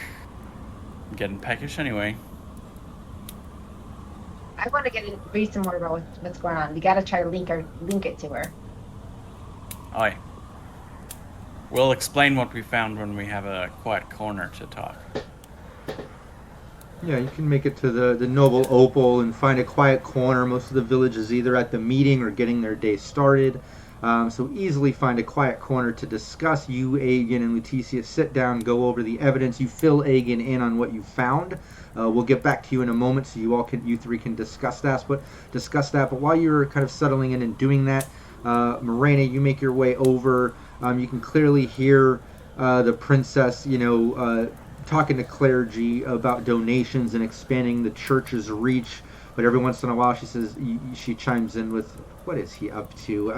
And then goes on talking like she's obviously bothered with whatever the prince is doing. And he's talking to Bracara. But over to Bracara, he made his way through the crowd. "I haven't seen you in the village before. I'm Prince Reginald. Nice to meet you." She's gonna do the proper, mannerisms of either curtsy or bow her head to him, but she's doing it very slowly and methodically, while keeping eye contact with him. And she'll say, "I'm but a traveler. I'm called Bracara." "Oh, a traveler. Well, what brings you to my village of Jesper and Jesper Vale? I'm Prince Reginald. This is my entire area, my land, my palace right outside the village, currently being built. It's going to be much more impressive very soon, trust me. But what brings you traveling through my vale?" Oh, just looking for work, really. I deal in that of perhaps the esoteric, the strange, but, I'm good for reading fortune and maybe finding a good omen. "Oh, that's fun. Well, we side a bit with the church here. I'm not sure if you're familiar with my sister Cortessa of Tolg and our family lineage and what we align with, but that sounds very fun, and I'd be quite remiss to kind of pass up an opportunity to have you as a part of our festivities or maybe dinner tonight. Do you have plans? Where are you staying while you're with us?" Oh, I was just staying in a modest room at the Opal. "Well, you should come stay at the palace. It's not quite built, but we absolutely have a guest room. You can stay and join us for dinner tonight. I would love to maybe see some of your fortunes in action a bit." And right then you see Bedelia kind of all of a sudden, like right behind him, like you almost didn't see her walking up from the conversation. I wanted to stop her in conversation where she is. If you want to, absolutely you can. You notice Bedelia while talking to the clergy, kind of like paying attention to Bracara, and as Bracara's more and more in conversation with Prince Reginald, you notice Princess Bedelia kind of hold on one second to the priest. Princess Bedelia, Your Majesty. Yes?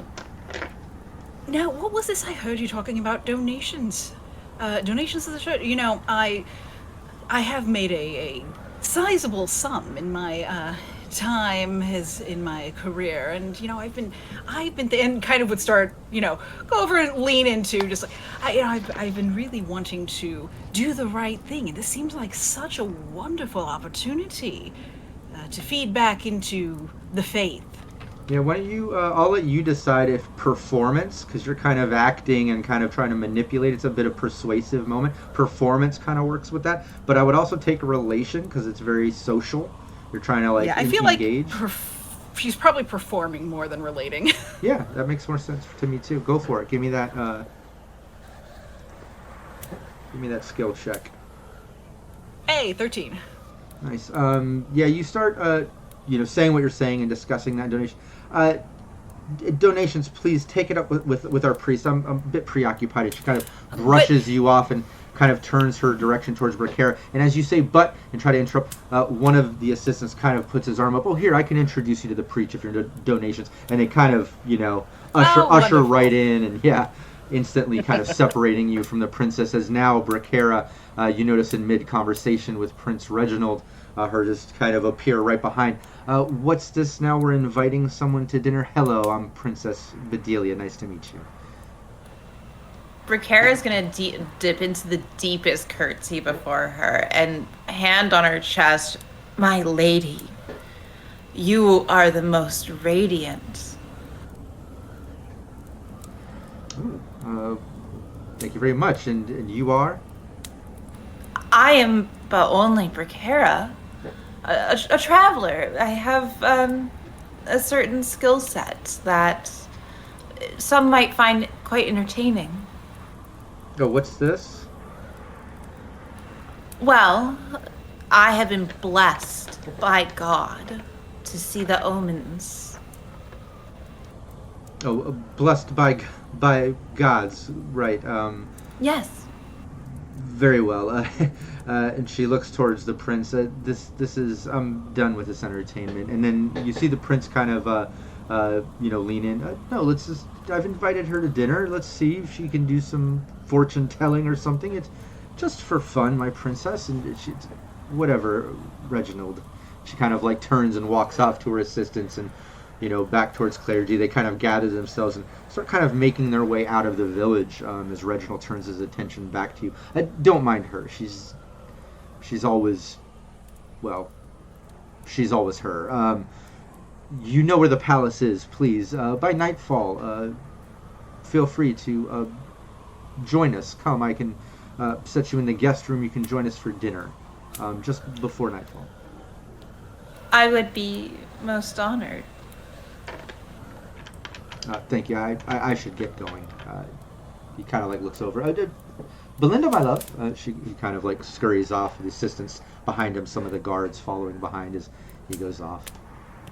Very pointedly, as he's like turning to look away and Bracara is turning to walk away, she is going to look over her shoulder and give one of those like over the shoulder glances at him before trying to rescue Murano away from these clergy members. Yeah, easily. I mean, they're all preoccupied, and it seems like the second that he scurries off after the princess, and she's already left, that villagers are going back to their shops and kind of back to normal village life. All the assistants, whether from clergy up to guards, have just all attention on them, following them back to the facade or back to work. She's gonna loop her arm around Marana's and sort of steer her back away, and walk them both towards the opal and very quietly whisper to her, "I'm in." Good, I don't know how much longer I could stomach all those priests, ravenous they are. Mind you, Marana, my mother was a woman of the temple. Oh yeah, and Yes, well... Oh, yes, well, I hadn't offhandedly promised her a donation. Yeah, I was going to ask Morena during that, when you were kind of gestured off to clergy, you were just being berated by, asking for donations. And I was, you mentioned donations. Well, how much would you like to give to the church today? Oh, how would you like to donate to the church? You're just getting overwhelmed with that. But luckily, through the end and the little tiff with Bedelia and Reginald taking off, everyone kind of scurried off to tend to them or back to work. So you kind of got saved by that a bit. But you do make your way back to the Noble Opal. You enter there basically to find A bit empty. Everyone is kind of doing their work and off doing normal village stuff, and it's a bit of an empty house. But you do see off in the corner, kind of nestled up next to the fire, maybe with some ale or such. You see Lutetia, Nedware, and Aegon. It looks like they have some scrolls opened up, some notebooks that they've gathered that they're reading. Lutetia has. It looks like Nedware has a bunch of letters opened up. Some looks like they've been crumpled and refolded and opened, but they definitely have some things and they're going over it. But you all have now joined the table, and I would like you to role play this moment where maybe Nedware and Lutetia are filling in the rest with what they have found and what they're thinking. I feel like on approaching the table, Marana would be, Nedware, I never suspected you for the love letter writing type. Oh, I'm full of surprises. Indeed. What is all this? Well, we found out where the Fionns came from. We did, and we found out why. Even more curious. Sit down and keep your voices low. I'll start with the why, and then Lutetia can fill you in on the how. Love letters, as you see. Our prince, as we have been gathering, has a bit of a roving eye. Do you remember the elder? Yeah. Do you remember the elder's daughter from Baratheon? Not as well as I remember Aegon. that lass.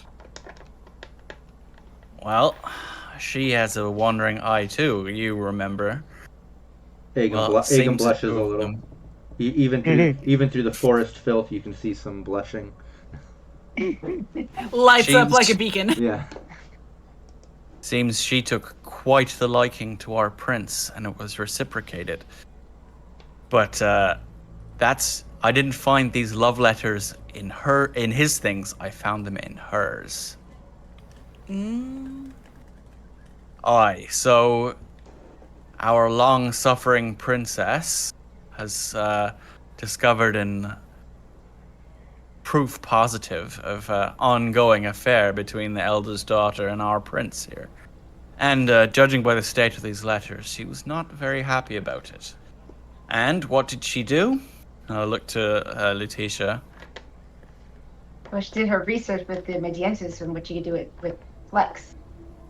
And I think the cultists might know this. It's part of your thing, but you know how Flex can be bad for people, can make people sick, but also can lure Fionns. She was the one who was triggering all the water Fionns coming. I see. Devious. And Pikara, you know who he is. Oh, Main yes. one. So we have She all her endangered research. the lives. Sorry. She endangered all their lives for jealousy. She just wanted to wipe that family out of jealousy.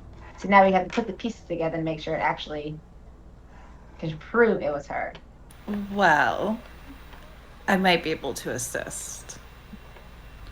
For her jealousy, she attacked the village, not the people responsible. She made them suffer. Well, what would make leaders suffer the most other than to watch all their protectees get taken down and then be powerless?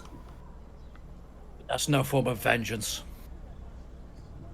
No, it's a coward's vengeance, but...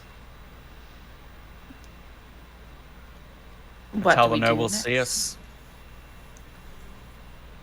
Well, what you saying? You've made some progress with the prince? I've been invited to dinner. How fortuitous.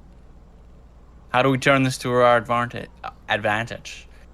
Well, We use that to expose her at that moment. What do we do? I go to dinner. Aye. I play the role of a fortune teller. And perhaps I take a moment to hypnotize our dear princess and pull the answers directly out her mouth. With witnesses. With a dinner table full. And we could be waiting in their wings with all the evidence. Yeah, all her handwriting. Absolutely. I was considered maybe one of us would come with me. Well, I wouldn't feel comfortable with you in that scenario without any backup. I can't imagine no prince and princess will be allowing me in. No. Ned, I? you're my variable. You are the classiest among us. Oh, Why, she's thank you. traveling. It's not been said of me very much. I have the official documentation. Perhaps it's time I presented myself officially to the rulers here. Well, And yes. I told them I was simply a traveler. I didn't really expose that I'm traveling with others. I see. Perhaps I I'll met keep the- your... Oh, go ahead. Well, I met the Varigal too, so perhaps, my connection can be kept separate from yours. Oh. Well, I think that, in fact, would do well.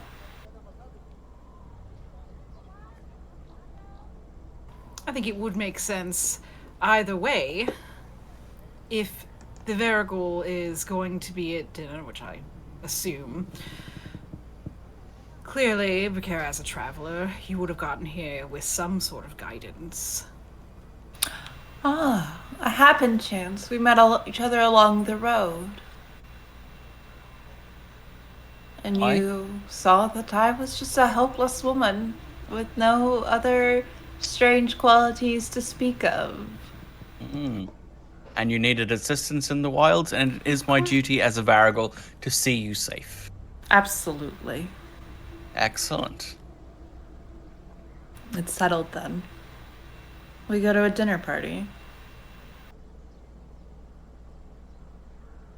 Well, I hope you enjoy the hospitality of the inn while we enjoy our fine meal tonight.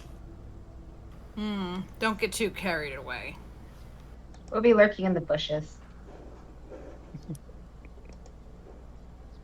Should we have a Excellent. time, perhaps if we don't emerge at a certain point, that you all come in?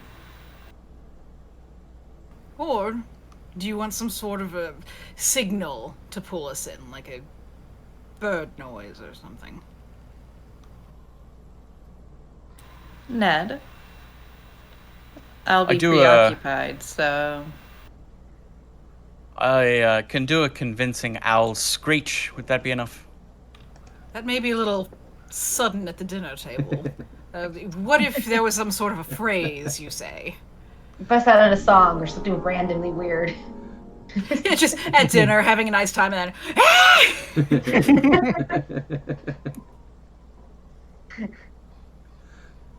Will you guys be listening right outside? You're just... Outside the window? I think the Yeah. plan is to be near enough that we can kind of overhear what's going on. Who is going to be? Who will pass me The building will be mostly in darkness. That's the parts that's not finished. We can hide out there. The building is halfway open to the wild anyway. But even if you sound an alarm, the guards are not going to let us freely in. No. We'll be cut off. I think it's safe to say that this either works or... Yeah. I'm not saying that the guards will stop me, but I'm saying the guards won't freely let us in. I do imagine, however, that in the confusion of the princess's upcoming confession, it may cause a bit of confusion. And anyway, I believe it probably would behoove us to get past the guards with a little less violence, despite the fact that's not my favorite way. Nedware, if you give us the papers, the royal papers, so that we can flash them and then enter. That makes sense. Perhaps if you hear me shouting about fions, it shouldn't be a part of a casual conversation. That might be your signal to intervene. That sounds like something we can keep an ear out for. Grant. Excellent. Miranda will now take the papers from Ned. We're just saying that's happening right now. Yeah, so Morena has all the official Ostabai paperwork for the team. I'm hearing, Leticia, Morena, and Aegon are going to kind of stay back, maybe stay in the shadows of the woods or on the outsides of the facade, kind of staying more in the shadows, less on the interiors. Yeah, I guess I'll probably actually relay to Marina kind of what I saw about the guards patrols, what I saw at the building, the information that I gathered when I was watching before to try and find the best place for us to maybe actually hide within the shadows of the building itself, somewhere close, but where we know that the guards won't necessarily pass, or they certainly didn't do in the daytime. There you go. Yeah, no, that's what I was looking for. You absolutely have that memory. You've kind of mapped that out. You know exactly the path, and you go on the opposite side of the facade, so you can kind of see where the open hall is with the big dinner table and the open fireplace. They have torches kind of on the inside of that wall, but it is all open. And they're all set up there. You can see the royal family there, the prince and princess, some of their assistants. There's a couple of guards standing behind them. There's a couple guards out at the front door. Other than those main four, you don't see others. There has to maybe be a couple more around or so, whether doing rounds or something, but those are the main ones you see. The two in the dinner room by the dinner table, the two out by the front in the open of the facade. But you're able to get off onto the side in the darkness with Leticia, Morena, and Aegon, where you can, like Aegon said, you can absolutely see the path if guards are doing around, and you can keep an eye on Nedweir and Bracara at the dinner. But Bracara and Nedweir, you arrive to the facade. It's just about sundown. It's getting dark. It's about that time. You get there. The guards actually let you in. They're expecting you. The family said they were expecting guests, and they kind of just stand aside as you enter in and go up through the main sort of hall, getting back to where everyone's feasting. There's a good maybe 10 to a dozen people eating here, whether it's their top advisory council or assistants. Like I said, a couple guards standing behind them. But when you enter, the prince stands up, the princess stands, the rest of the guests are standing, the guards kind of nod, and the prince introduces you. More of our guests. This is Bracara, you said, right? Yes. She's come to read fortunes and entertain the dinner party, and you see the rest of them, and they all kind of like attention towards you, and they're all kind of like looking you up and down, just checking you out. And then they kind of look towards Nedweir and the prince. Oh, I don't think we've had the pleasure. Is this a guest of yours, Bracara? He's my traveling companion. He's been keeping me safe during these times on the roads. They're so difficult. Oh, okay. Varigal. Oh, yes, we have our own Varigal as well. Reyna. And then you clearly see Reyna sitting there. She kind of stands up. She kind of leans over, reaches out. Nedweir giving you kind of the Varigal handshake. Oh, nice to meet you. I'm Reyna. Clearly acting Nedweir. You can tell she's nervous. She's nervous. Yeah. Nedweir. She meets and she sits. Why don't the princess here and kind of scoots the chair over, kind of putting Reyna next to you, Nedweir, as he takes the other side to Bedelia, getting closer to Bracara, as Princess Bedelia just kind of gives him a look. Really? And just kind of like sits back and starts adjusting herself, and then Reyna sitting next to you, Nedweir, and kind of tucks in. And so how are you doing? How have you been making out today? It's been a very productive day, actually. I think you'll be quite excited to see my companion work. Oh. And I have everything I need to assist her as well. You do? I do. Okay. You could tell she takes a deep breath. She almost looks a little bit assured. She looks just nervous. to show her how casual and confident I am, I'm gonna grab a leg of meat off and just hoe into that. I don't know, just to put her at ease, that I'm at ease myself, even though I am quite nervous. Yeah, no, but absolutely, you kind of set that tone. She like leans in, grabs a little bit of wine, kind of pours it. Okay, very well, and fixes her table. Other people are eating, carrying on in conversation. And then over to you, Bracara. People are kind of talking, but some of the people right around maybe look a little noble-like. Maybe some of those shop owners or higher council on the other side of you. They're kind of leaning in, staring at you, just like listening in as The prince leans in. You can tell Princess isn't really having it. She kind of rolls her eyes. She's like talking to one of her assistants and just kind of brushing off the prince. But he leans in and so what kind of fortune telling do you have for us? I mean, please grab food. Let's all eat. But I'd be very interested to see you in action. This is all very fun for me. Very boldly, Bracara is going to take his wrist if he allows it, and she'll turn his hand so his palm is upright.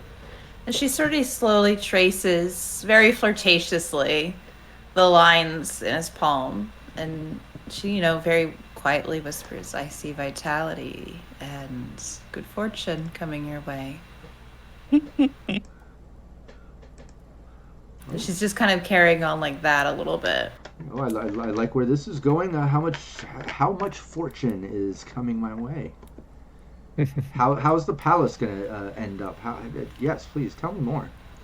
I see a grand palace, and those around you finally being honest in their grace and honest in their love for you. You hear this, honey? You need to be honest with your love for me. And yeah, Bedelia just looks and rolls her eyes and really, okay, yeah. She doesn't seem as entertained. But carry on. Yes. What other fortunes do I have coming? Your Highness, I see quite a bit of virility within your lineage here. Do you have children? Not yet, but it is something that we've been talking about. Bedelia doesn't even say anything, doesn't even look at him. But the family name will carry on. I believe that is to come. I do believe that is in your future. This is great. Look, cheers to that. The family name. He kind of raises his ale, and you see some of his people just celebrating in that news. They're all just having some fun with it. You can tell they're all a bit buzzed as well. So he's having fun with it. Yeah. And Bracara will sort of let go of him and look to the princess and say, "Your Highness, I would love to be able to show you really some skills." Yeah, of course. Let's show me what you've got. Bracara will stand up and sort of walk to the center of the room and take a chair to sit in the middle of the room. And she's standing there at that chair, and she's going to look at the princess and say, "Your Grace, you don't really seem to be that much of a believer. Please, I beg of you, let me show you just how good I really am." Yeah. Go ahead. Let's see what you have. And she's like gesturing towards her prince and people as she sits back and is watching. Well, Bracara points to her and says, "Please, take a seat." I don't think so. No, my relationship with the gods won't allow this. I don't play such dark games. I'll humor witnessing this, but I'm not playing. I insist. She seems not really into it. She's gonna walk up to the princess then directly in front of her, and pretty much block her view away from. If she tries to look away, Bracara will just simply stand back in her direct eye line. And she'll smile and say, "I'm so sorry you feel this way." And she's going to attempt to hypnotize her. Nice. Yeah, give me, let's do relation. If you have something that can kind of help with that, whether it's a persuasive sort of thing. This isn't really an acting performance thing. I'm looking more of like, you're persuading her to comply, to play along, at least just try these, in her mind, parlor games, Is there any way anyone else can help? Be like creative, either Nedweir absolutely. Anybody, if you want to be I'm trying creative. to think. Yeah, I'm trying to think. Playing and soft music outside. And keeping in mind Leticia Morena Agan, with Agan's prior research and knowing of the land, the woods, and all, like you all are hidden enough in the darkness, yet close enough you can see what's going on. Absolutely. So if you did need to like send a message or get involved, it really isn't that far or difficult for you three, thanks to Agate.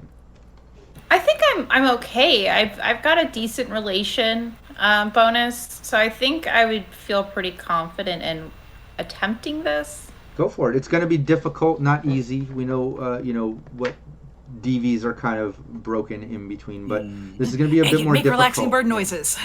She's not really into it. You said that up where we're hiding, there were some torches kind of burning, weren't they? Mm-hmm. Yeah. Do I have on me, or do I know where to find? Which is be difficult because I realise it's a sunny setting. But I've got flora and fauna as actually my dedication. Some type of herbs that can be put onto the torchlights to make some of the torches flare with different colours. Oh yeah, something definitely. a bit mystical. Yeah, I like that. Let's do it.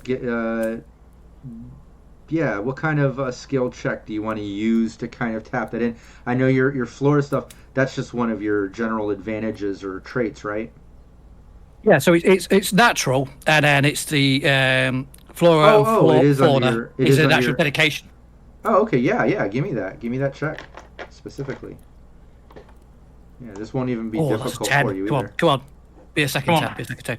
Now 5 on the second one, but still as 10, we'll take that. So that's a 20, which I think is a fairly reasonable number. That is, yeah. This wasn't even going to be that Pretty difficult for you as well. So yeah, you find exactly what you're looking for. Whatever you want to do with these herbs for the flames, absolutely, yeah, go for it. What do you want to do? I'm going to kind of give some to Marina and to Letitia and kind of explain that if we put these onto the flames, they will make the sparks and brighter colours that will seem unnatural, and may help Brakara with her speech. Consider it done. On it. Nice. So Brakara, yeah, give me that relation. See if you can convince her to play along, or if she's just not having it. It's an 8 on the die, so I have to count now. 5 plus 8. So that's what? 13? 13. Yeah, she's not having it. You're trying to get her to play along. She's not feeling it. She's look, this hocus pocus magic stuff that you're doing. Like it's fine. I'm sure you're impressing someone of the prince's intelligence, but carry on with our guest. That's fine. Yeah, I'll be entertained watching from a distance, my dear.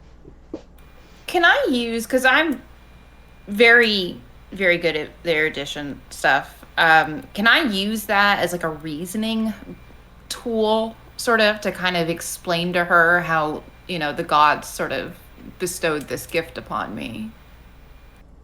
Yeah, you can try to, maybe explain some of that to her. I think, it's still going to play a little bit into normal conversation, which is still relation. As Brakara starts her exploration, I'll put some of the herbs into the flames.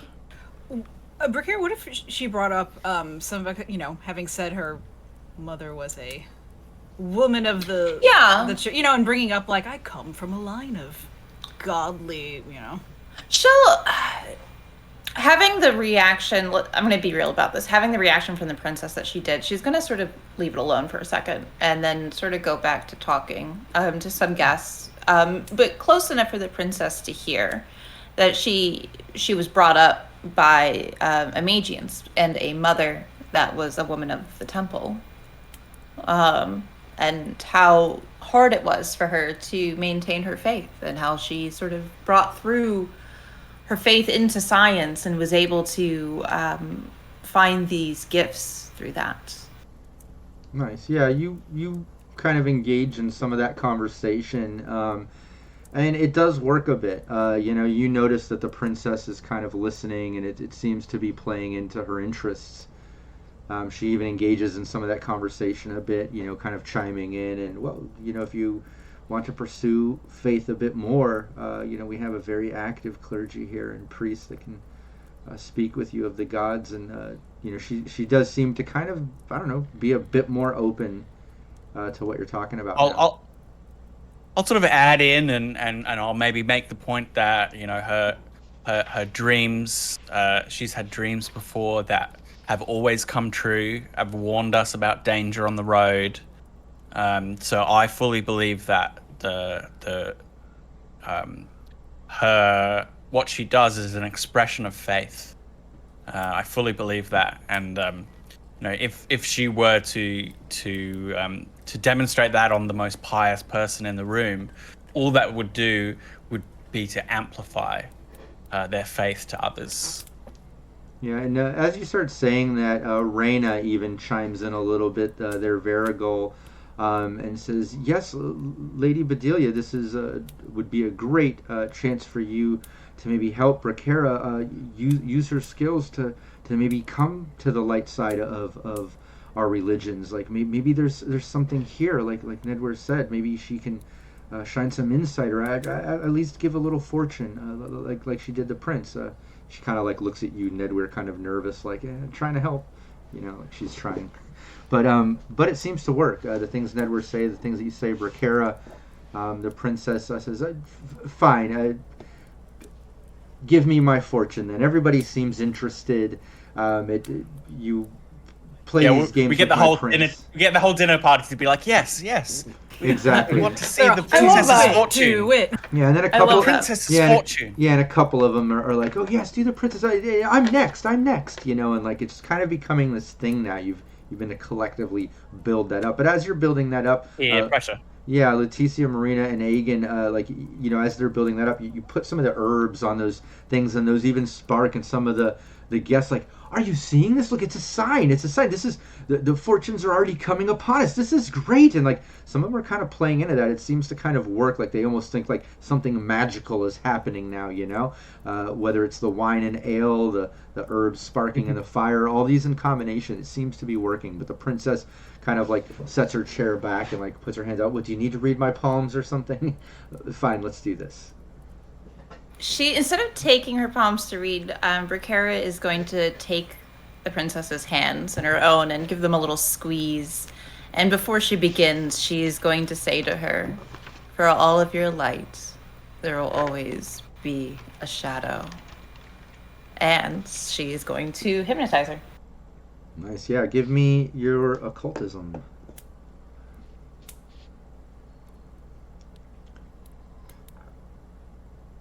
Before you, I'm gonna roll again. You could- Yeah. Okay. So that either means you got a 10 or a 1. But before you give me the total, I was just going to give you a chance because we haven't had it Yes. happen yet. But if chat has Yes. any +2s or anything, keeping in mind all this work on the princess is difficult. It's not easy. So they've collectively convinced her. But now again, this is going to be difficult. It sounds like there might be a crit success there, or something. But if there is a chance for any +2s from chat, it would be now. There we go. There it is. There it is. Thank you. Look at that. Okay. What a coincidence. Hey! Oh, +4. Oh. Okay. Can I stack all of those plus 2? Absolutely, yeah. Take them all. There's more. Take them all. I'm taking them all, baby. That's 8. +8. Okay, the second one was not. We did not get an actual crit, but Okay. so 10 plus 7 plus 1 is 18 plus 8, 24. I think it works. Yeah, the second you take her hands and start engaging in conversation and say that 18 plus 8 is 26. yeah, you see the princess just completely like go limp and her eyes kind of roll back and then come back, and she just seems like she's in this trance. And everybody around, including the prince, they all like lean in and like, "Oh my god, I think this is happening. This is working." And they're kind of like leaning in, adjusting their cloaks and like looking at the princess. Like no one has seen the princess kind of lose her composure a bit. She definitely seems a bit of a hard ass. And this is, a little out of her element, and you can tell everyone is noticing that. But instantly, she's eyes rolled back, and just like in the zone with you. And when that happens, I'll bring out her diaries and letters so that if you need them, they're to hand. Bracara, she wants to look at Ned so bad, but she doesn't want to lose focus. So she smiles, and Ned, I need you to know that she wants you to know that smile is for you. Nice. Mm-hmm. I was just gonna say, I love that you bring this up because let's make that a thing. I mean, like I'm still getting through the book of occultism. Like I've got the PDF. Mm-hmm. Shout out to Studio Agate hooking me up at Gen Con. I'm going Yes. through. I have all the fucking books. I'm so excited.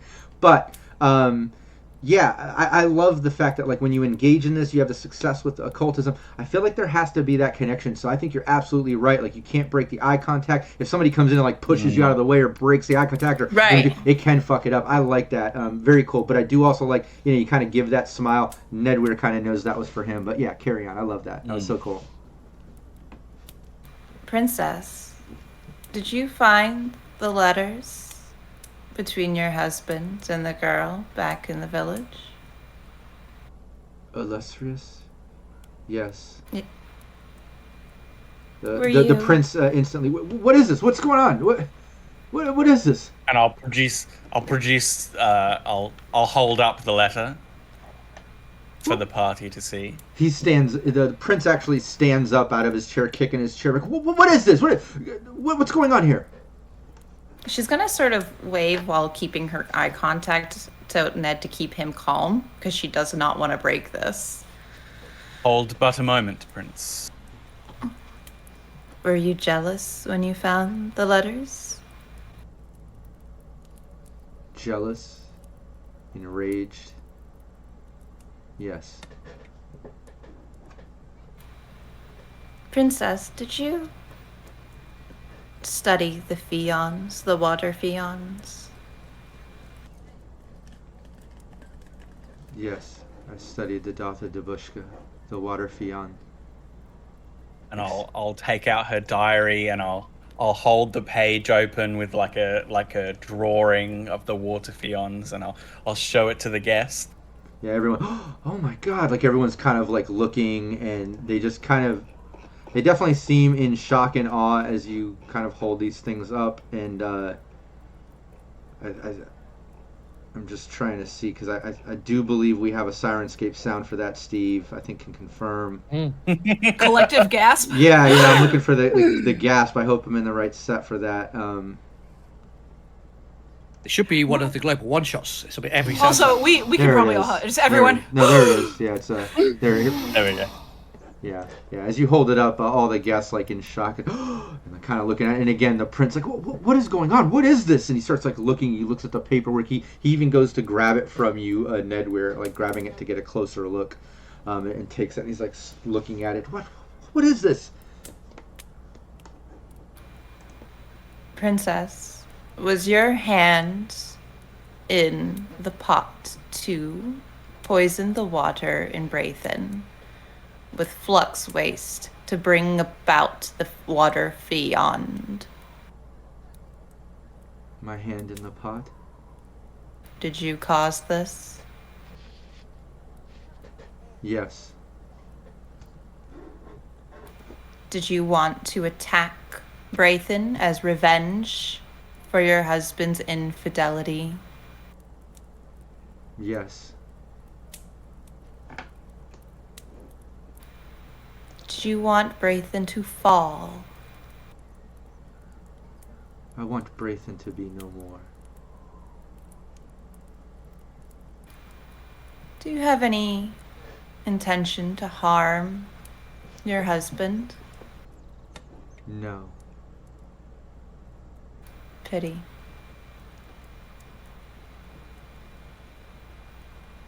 Did you have further intention to provoke the water Fiond and further attack Braithen? I will do whatever it takes to destroy Braithen. What is your next course of action? Whatever it takes to keep the Dotha Dabushka attacking Braithen.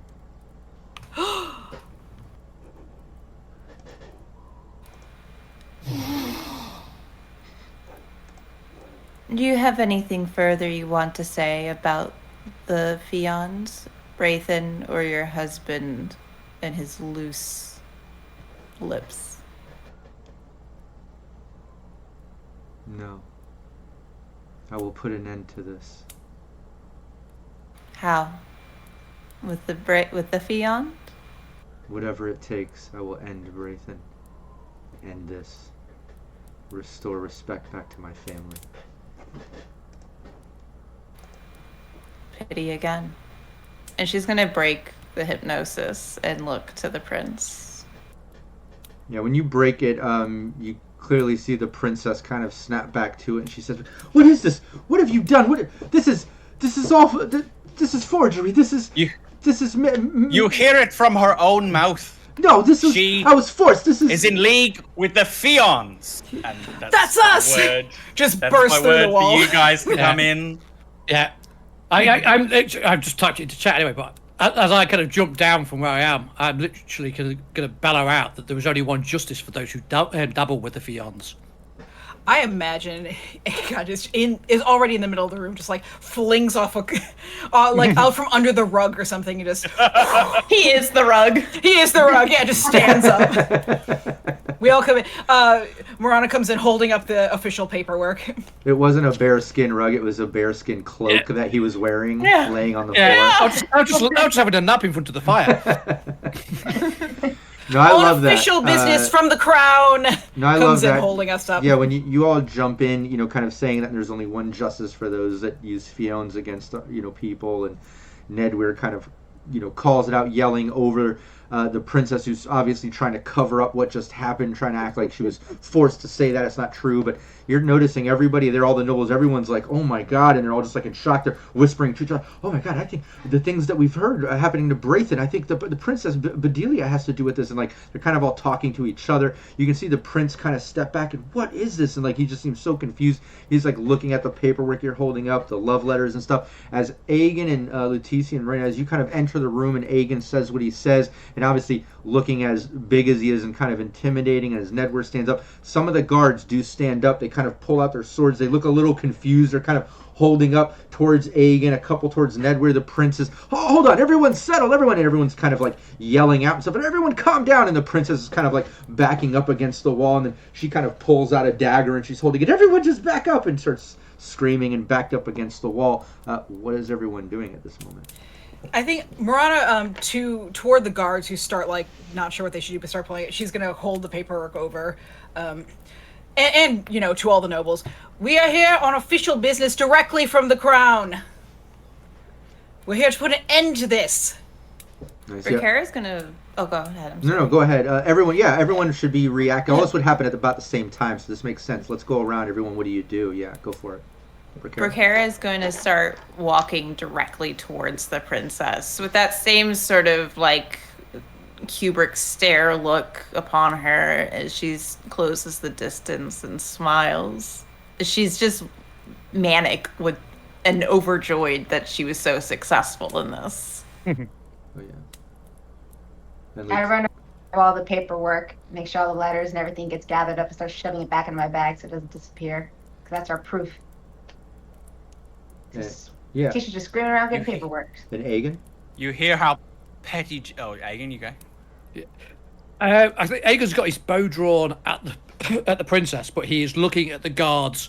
The look on his face is basically just kind of saying, don't step any closer to me. Yeah. No, and you can tell the guards, even though well armored, you do come across a bit more intimidating to them, especially jumping out of the shadows out of nowhere to them, and during this confusing moment they don't know what side to take. They notice no one's attacking, but there's these allegations coming right from her mouth, so it is a bit of a kind of crazy moment. Ned Weir, what are you doing?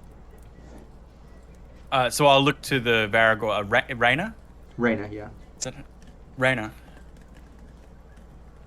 Unless any of you doubt our word that we have forged these documents, created this out of whole cloth, the family Varagor, Rhaena, tell us, what did the princess have you do?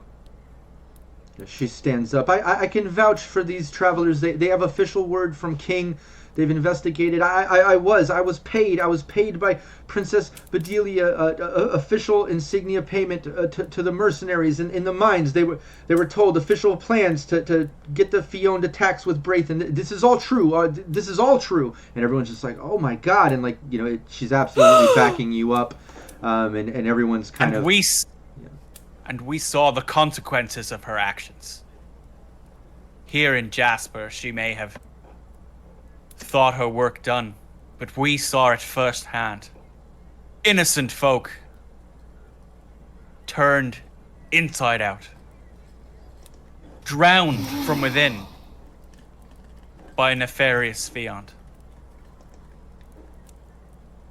Yeah, everyone is shocked, and Reyna backs you up with these plans. Everyone's kind of looking over the evidence. The prince is backing up. I can't believe this would...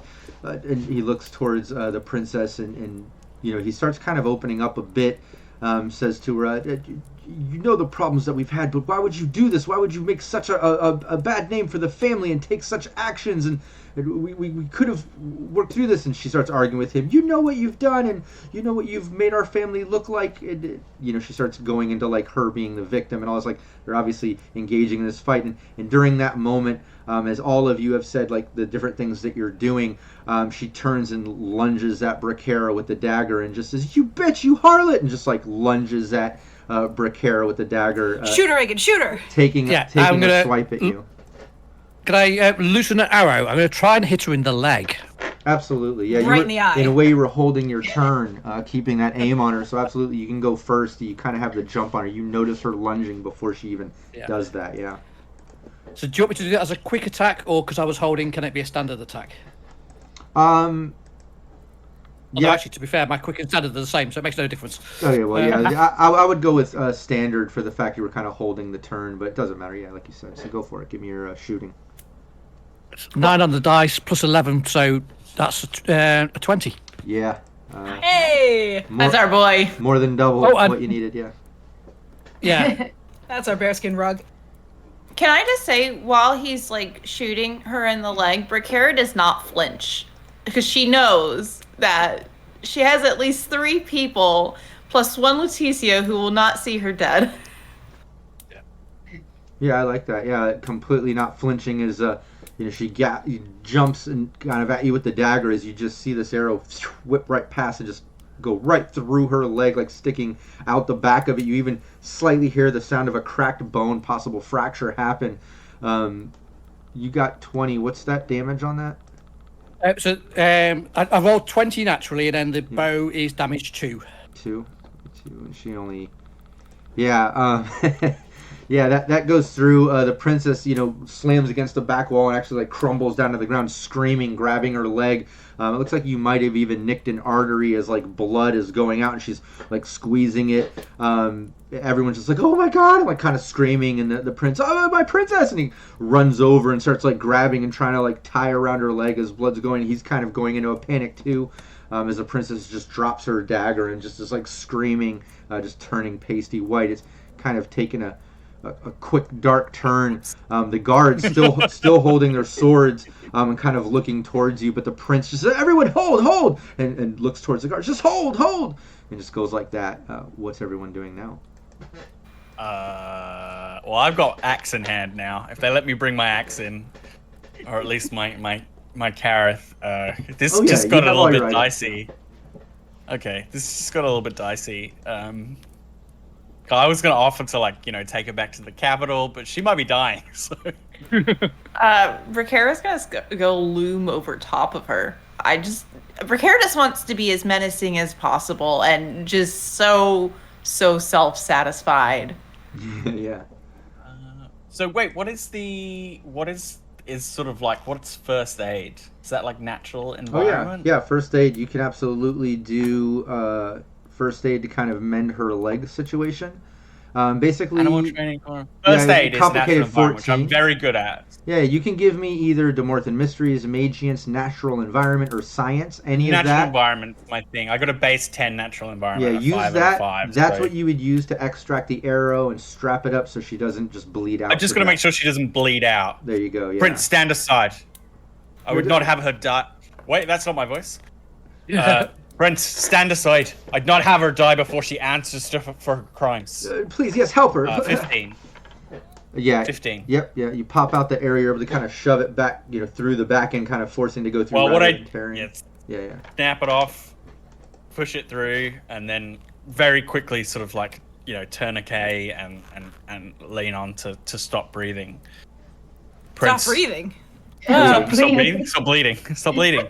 Prince. Oh no. Opposite way. Yeah, you do a great job. You stop it. She's turning white. She's kind of breathing. She looks at you. Thank you. I'm so sorry. I'm sorry. I didn't mean to do any of this. And she's kind of like, you can tell she's lightheaded. She's lost quite a bit of blood. That was a significant blow to this female. Yeah, she's very, very. Whether or not you meant to too. do it, you did it nonetheless, and people died. Yeah. She's just kind of bleeding and holding her leg and just looking pasty white, kind of keeping from passing out. The prince kind of hovering over her. Oh, why did this happen? Oh my God! Just please, okay. You've patched her. Okay, thank you. What? I don't know what to do. Like he starts getting in a bit of a panic himself. She must answer for her crimes. If you desire, we can escort her back to Ostabai and have the king decide her fate. But I don't want to tread on your toes. This is your domain. Please, none of this should have came upon her family. You have official paperwork. Please escort her back. The city will be able to care for her leg much more than Jesper can.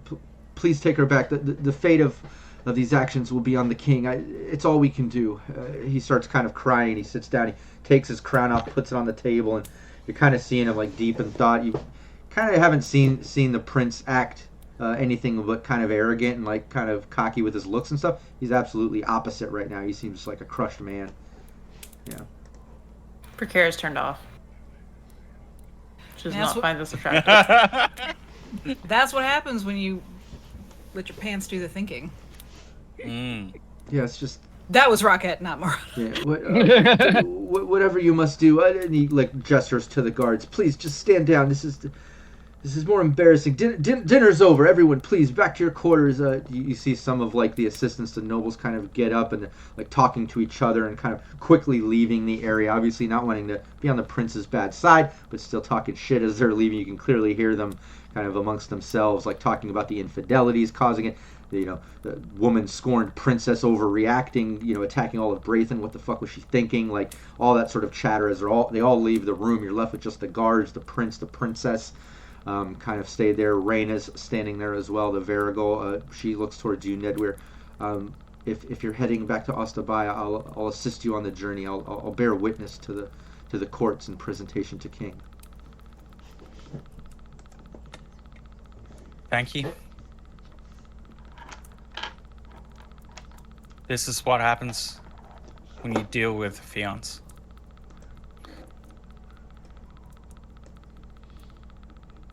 We'll bind her, and we'll leave first light in the morning. Prince, we don't want to trouble you any further. Yes, please, just take her. It's in the king's hands now. And she looks at him. But Reginald is Bedelia, I've caused this, but you've caused this further. It's in the king's hands. I'm sorry. And he just starts kind of crying, and he leaves holding the crown in his hand. He kind of walks off and goes into the king's quarters as you see Bedelia kind of like try to get up and stagger just to fall back down on her broken leg. Just falls back down. You stay there. And at this point, Marana's come over and she is maybe pointing a dagger in her direction, standing over her, even though it's clearly not necessary. Letitia, where might she have found this information in her diaries? What was that? Where do you think she found this information, this knowledge? Well, we Fills should her question diary. her Mendiezes. Where is he? Does she have one here? She had to be working with him. Not something that you find easy in the library. That would make him just as guilty. Or unless she has a cultist that she's working with. Did Rena not say that there was a Magientus, a Demorthan, and a priest all reside here in the keep? Both the Demorthan and the Magientus would have knowledge of the Fiondas. Though I cannot imagine a Demorthan would lower themselves to such. No, but Either way. Nicoltas would. And money talks. Whoever She helped gave her is him just as power. guilty and needs to go. The priest. Yeah, she definitely had help. It's not something that you can get in the library. Perhaps your king would be more lenient to her if she was to tell us who was who else was responsible? Princess. Yeah, you're easily able to interrogate her with the amount of pain she's in, the amount of evidence that you have on her, the way you've embarrassed her in front of her whole family, everyone. She's busted. She knows she's got to go back to Ostabai and answer to this. You have official paperwork from the king. She comes clean.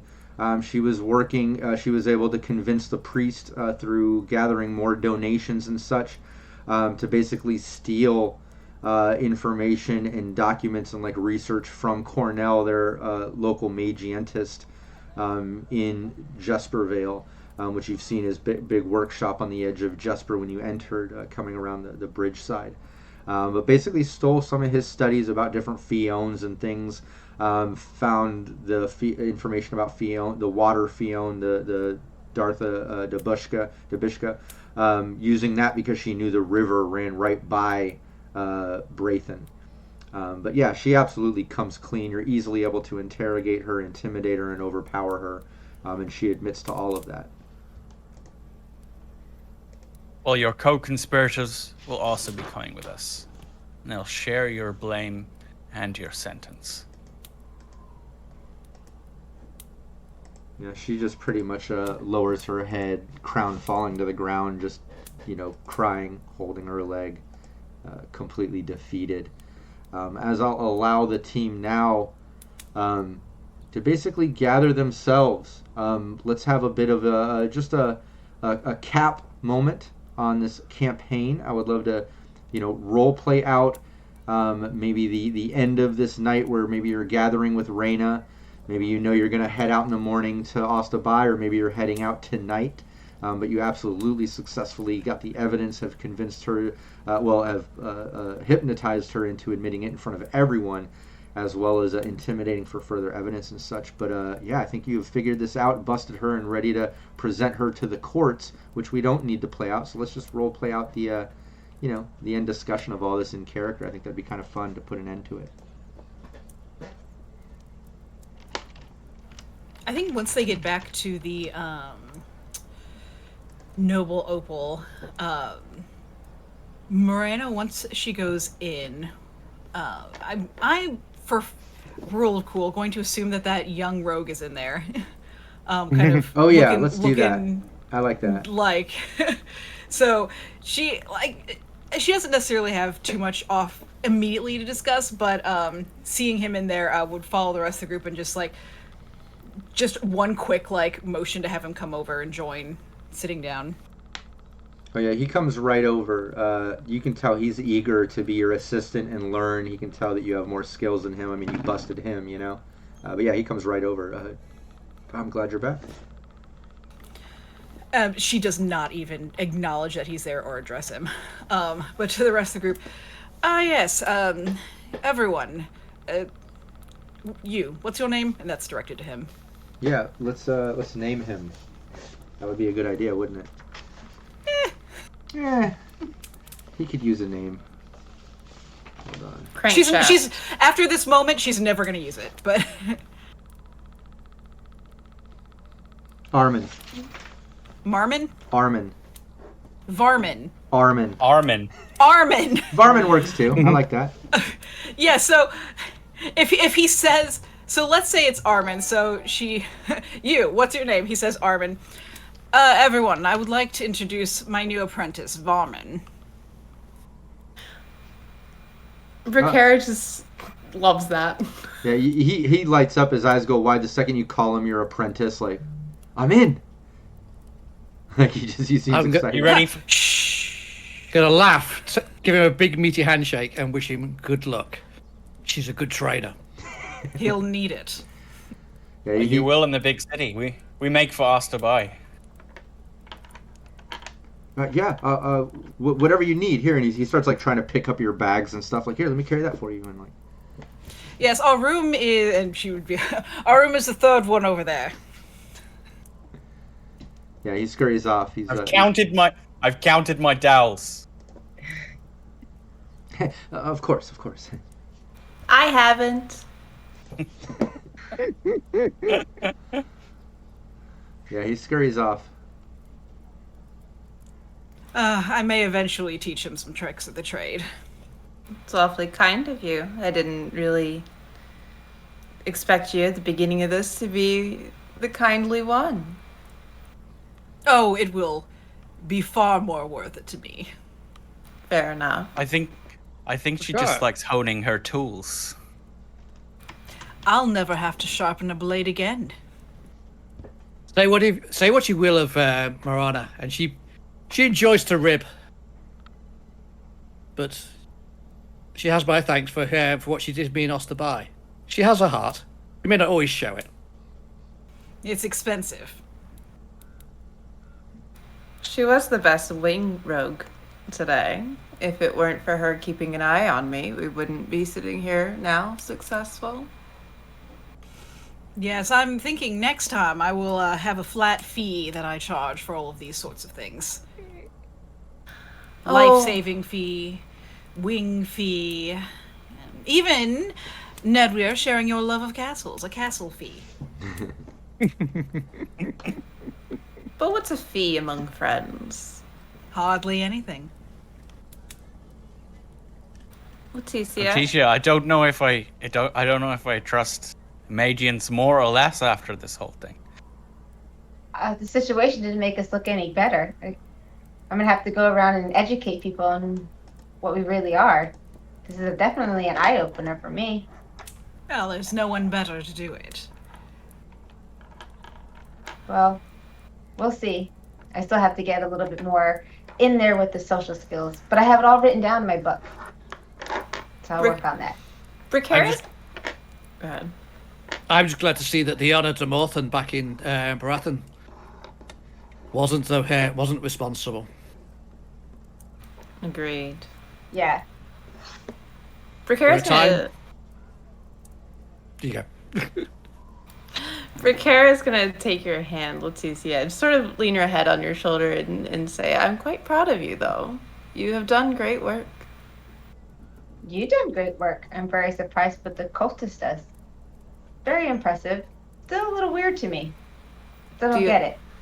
Do you all believe that I speak to God yet? I still believe you're all a little bit weird, but we did good. Well, I don't care who you speak to so long as the job gets done. Whoever your source is, he's been very reliable. I like that. Well, you didn't do what your dream said. You didn't stay back. You got more involved. Just did the opposite. Not all shadows are hidden. Some might be right in the plain sight.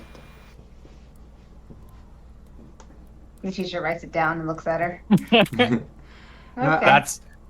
That's too obscure for me. I need another drink. And another round of drinks, and I'd like to say that's where we end our campaign, with the exception of, let's at least chat the end. Like, would the team, I imagine, have some drinks, celebrate the fact that they've gotten to the bottom of this, they figured this out, they got the evidence, they survived the confrontation and exposing her right in front of the prince and guard and everything. Like, you got through that without, getting killed or anything, right?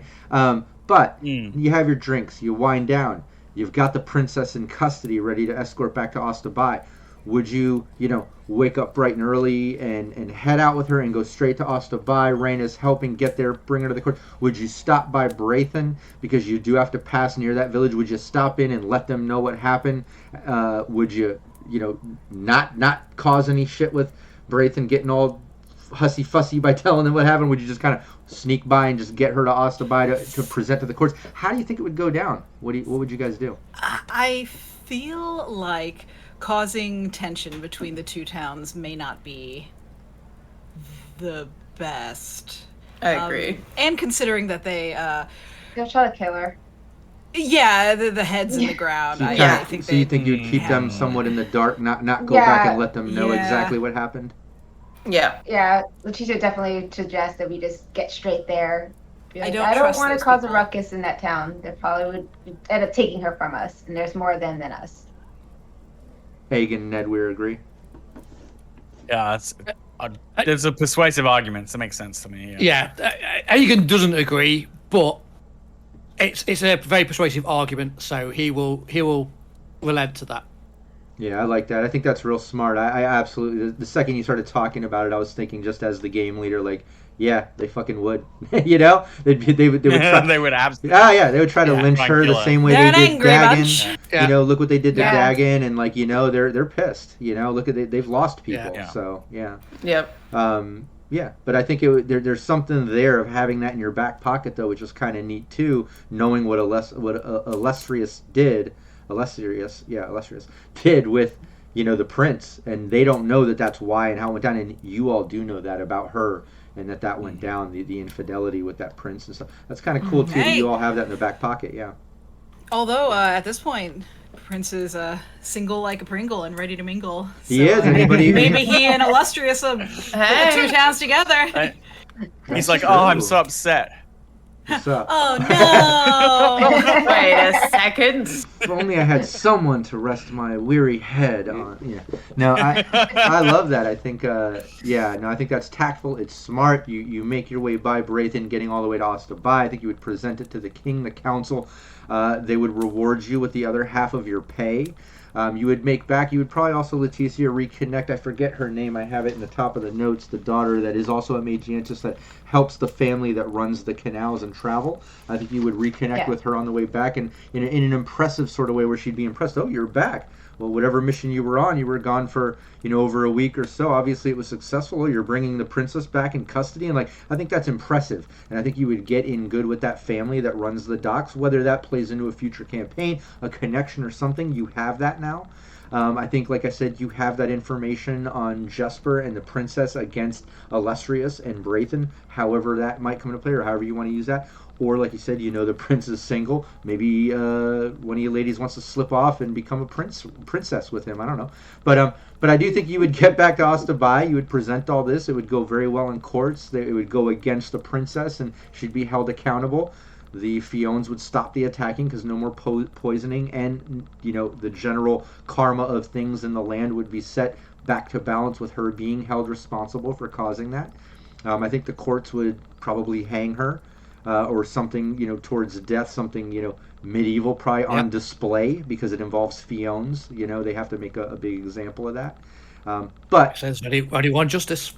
exactly. But that's how it goes down, and you successfully completed the campaign, and I'm glad we did it before I had to dip out for the film and all that. We were able to, you know, kind of wrap up the campaign, so that was great. I thought everybody did awesome. Hey, Craghorse says, until season two. Exactly. Yeah. Exactly. I tell the tale at the Varigor Lodge, get lots of kudos. Yeah. Oh, yeah. Embellish my part in it a lot, yeah. Oh, yeah, exactly, yeah. No, and you've got that connection with Reyna, too. That's another thing, too. Now you have that Varigor. You get a good connection with her. Yeah, and we'll figure out. I'll put in the chat the amount of money. I have it written down in the notes somewhere, but these notes run thick. So I don't remember, but I know you have the other half of that payment coming, and I know it was a significant amount, which is nice. So yeah, I'll get that in chat. We'll also discuss experience and stuff, because in Shadows of Esteren, there's a couple different ways that we can handle that. And I'll go over that with you in the chat, you know, once we get through the next few weeks of my film and shit like that. And then we can discuss Season 2 and where things go if we want to do that as well. But thanks, players, for being part of this campaign and playing Shadows of Esteren with us. I'm so excited to play this game and do this, not just for ourselves, but for Studio Agate, to involve Sirenscape sounds and all that stuff. Like, it's just so much fun. So thank all of you, for playing with me and making this possible. Also, chat for being part of our story, coming in clutch with them +2s when Bracara needed it most. Not just in past sessions, but today specifically. That was awesome.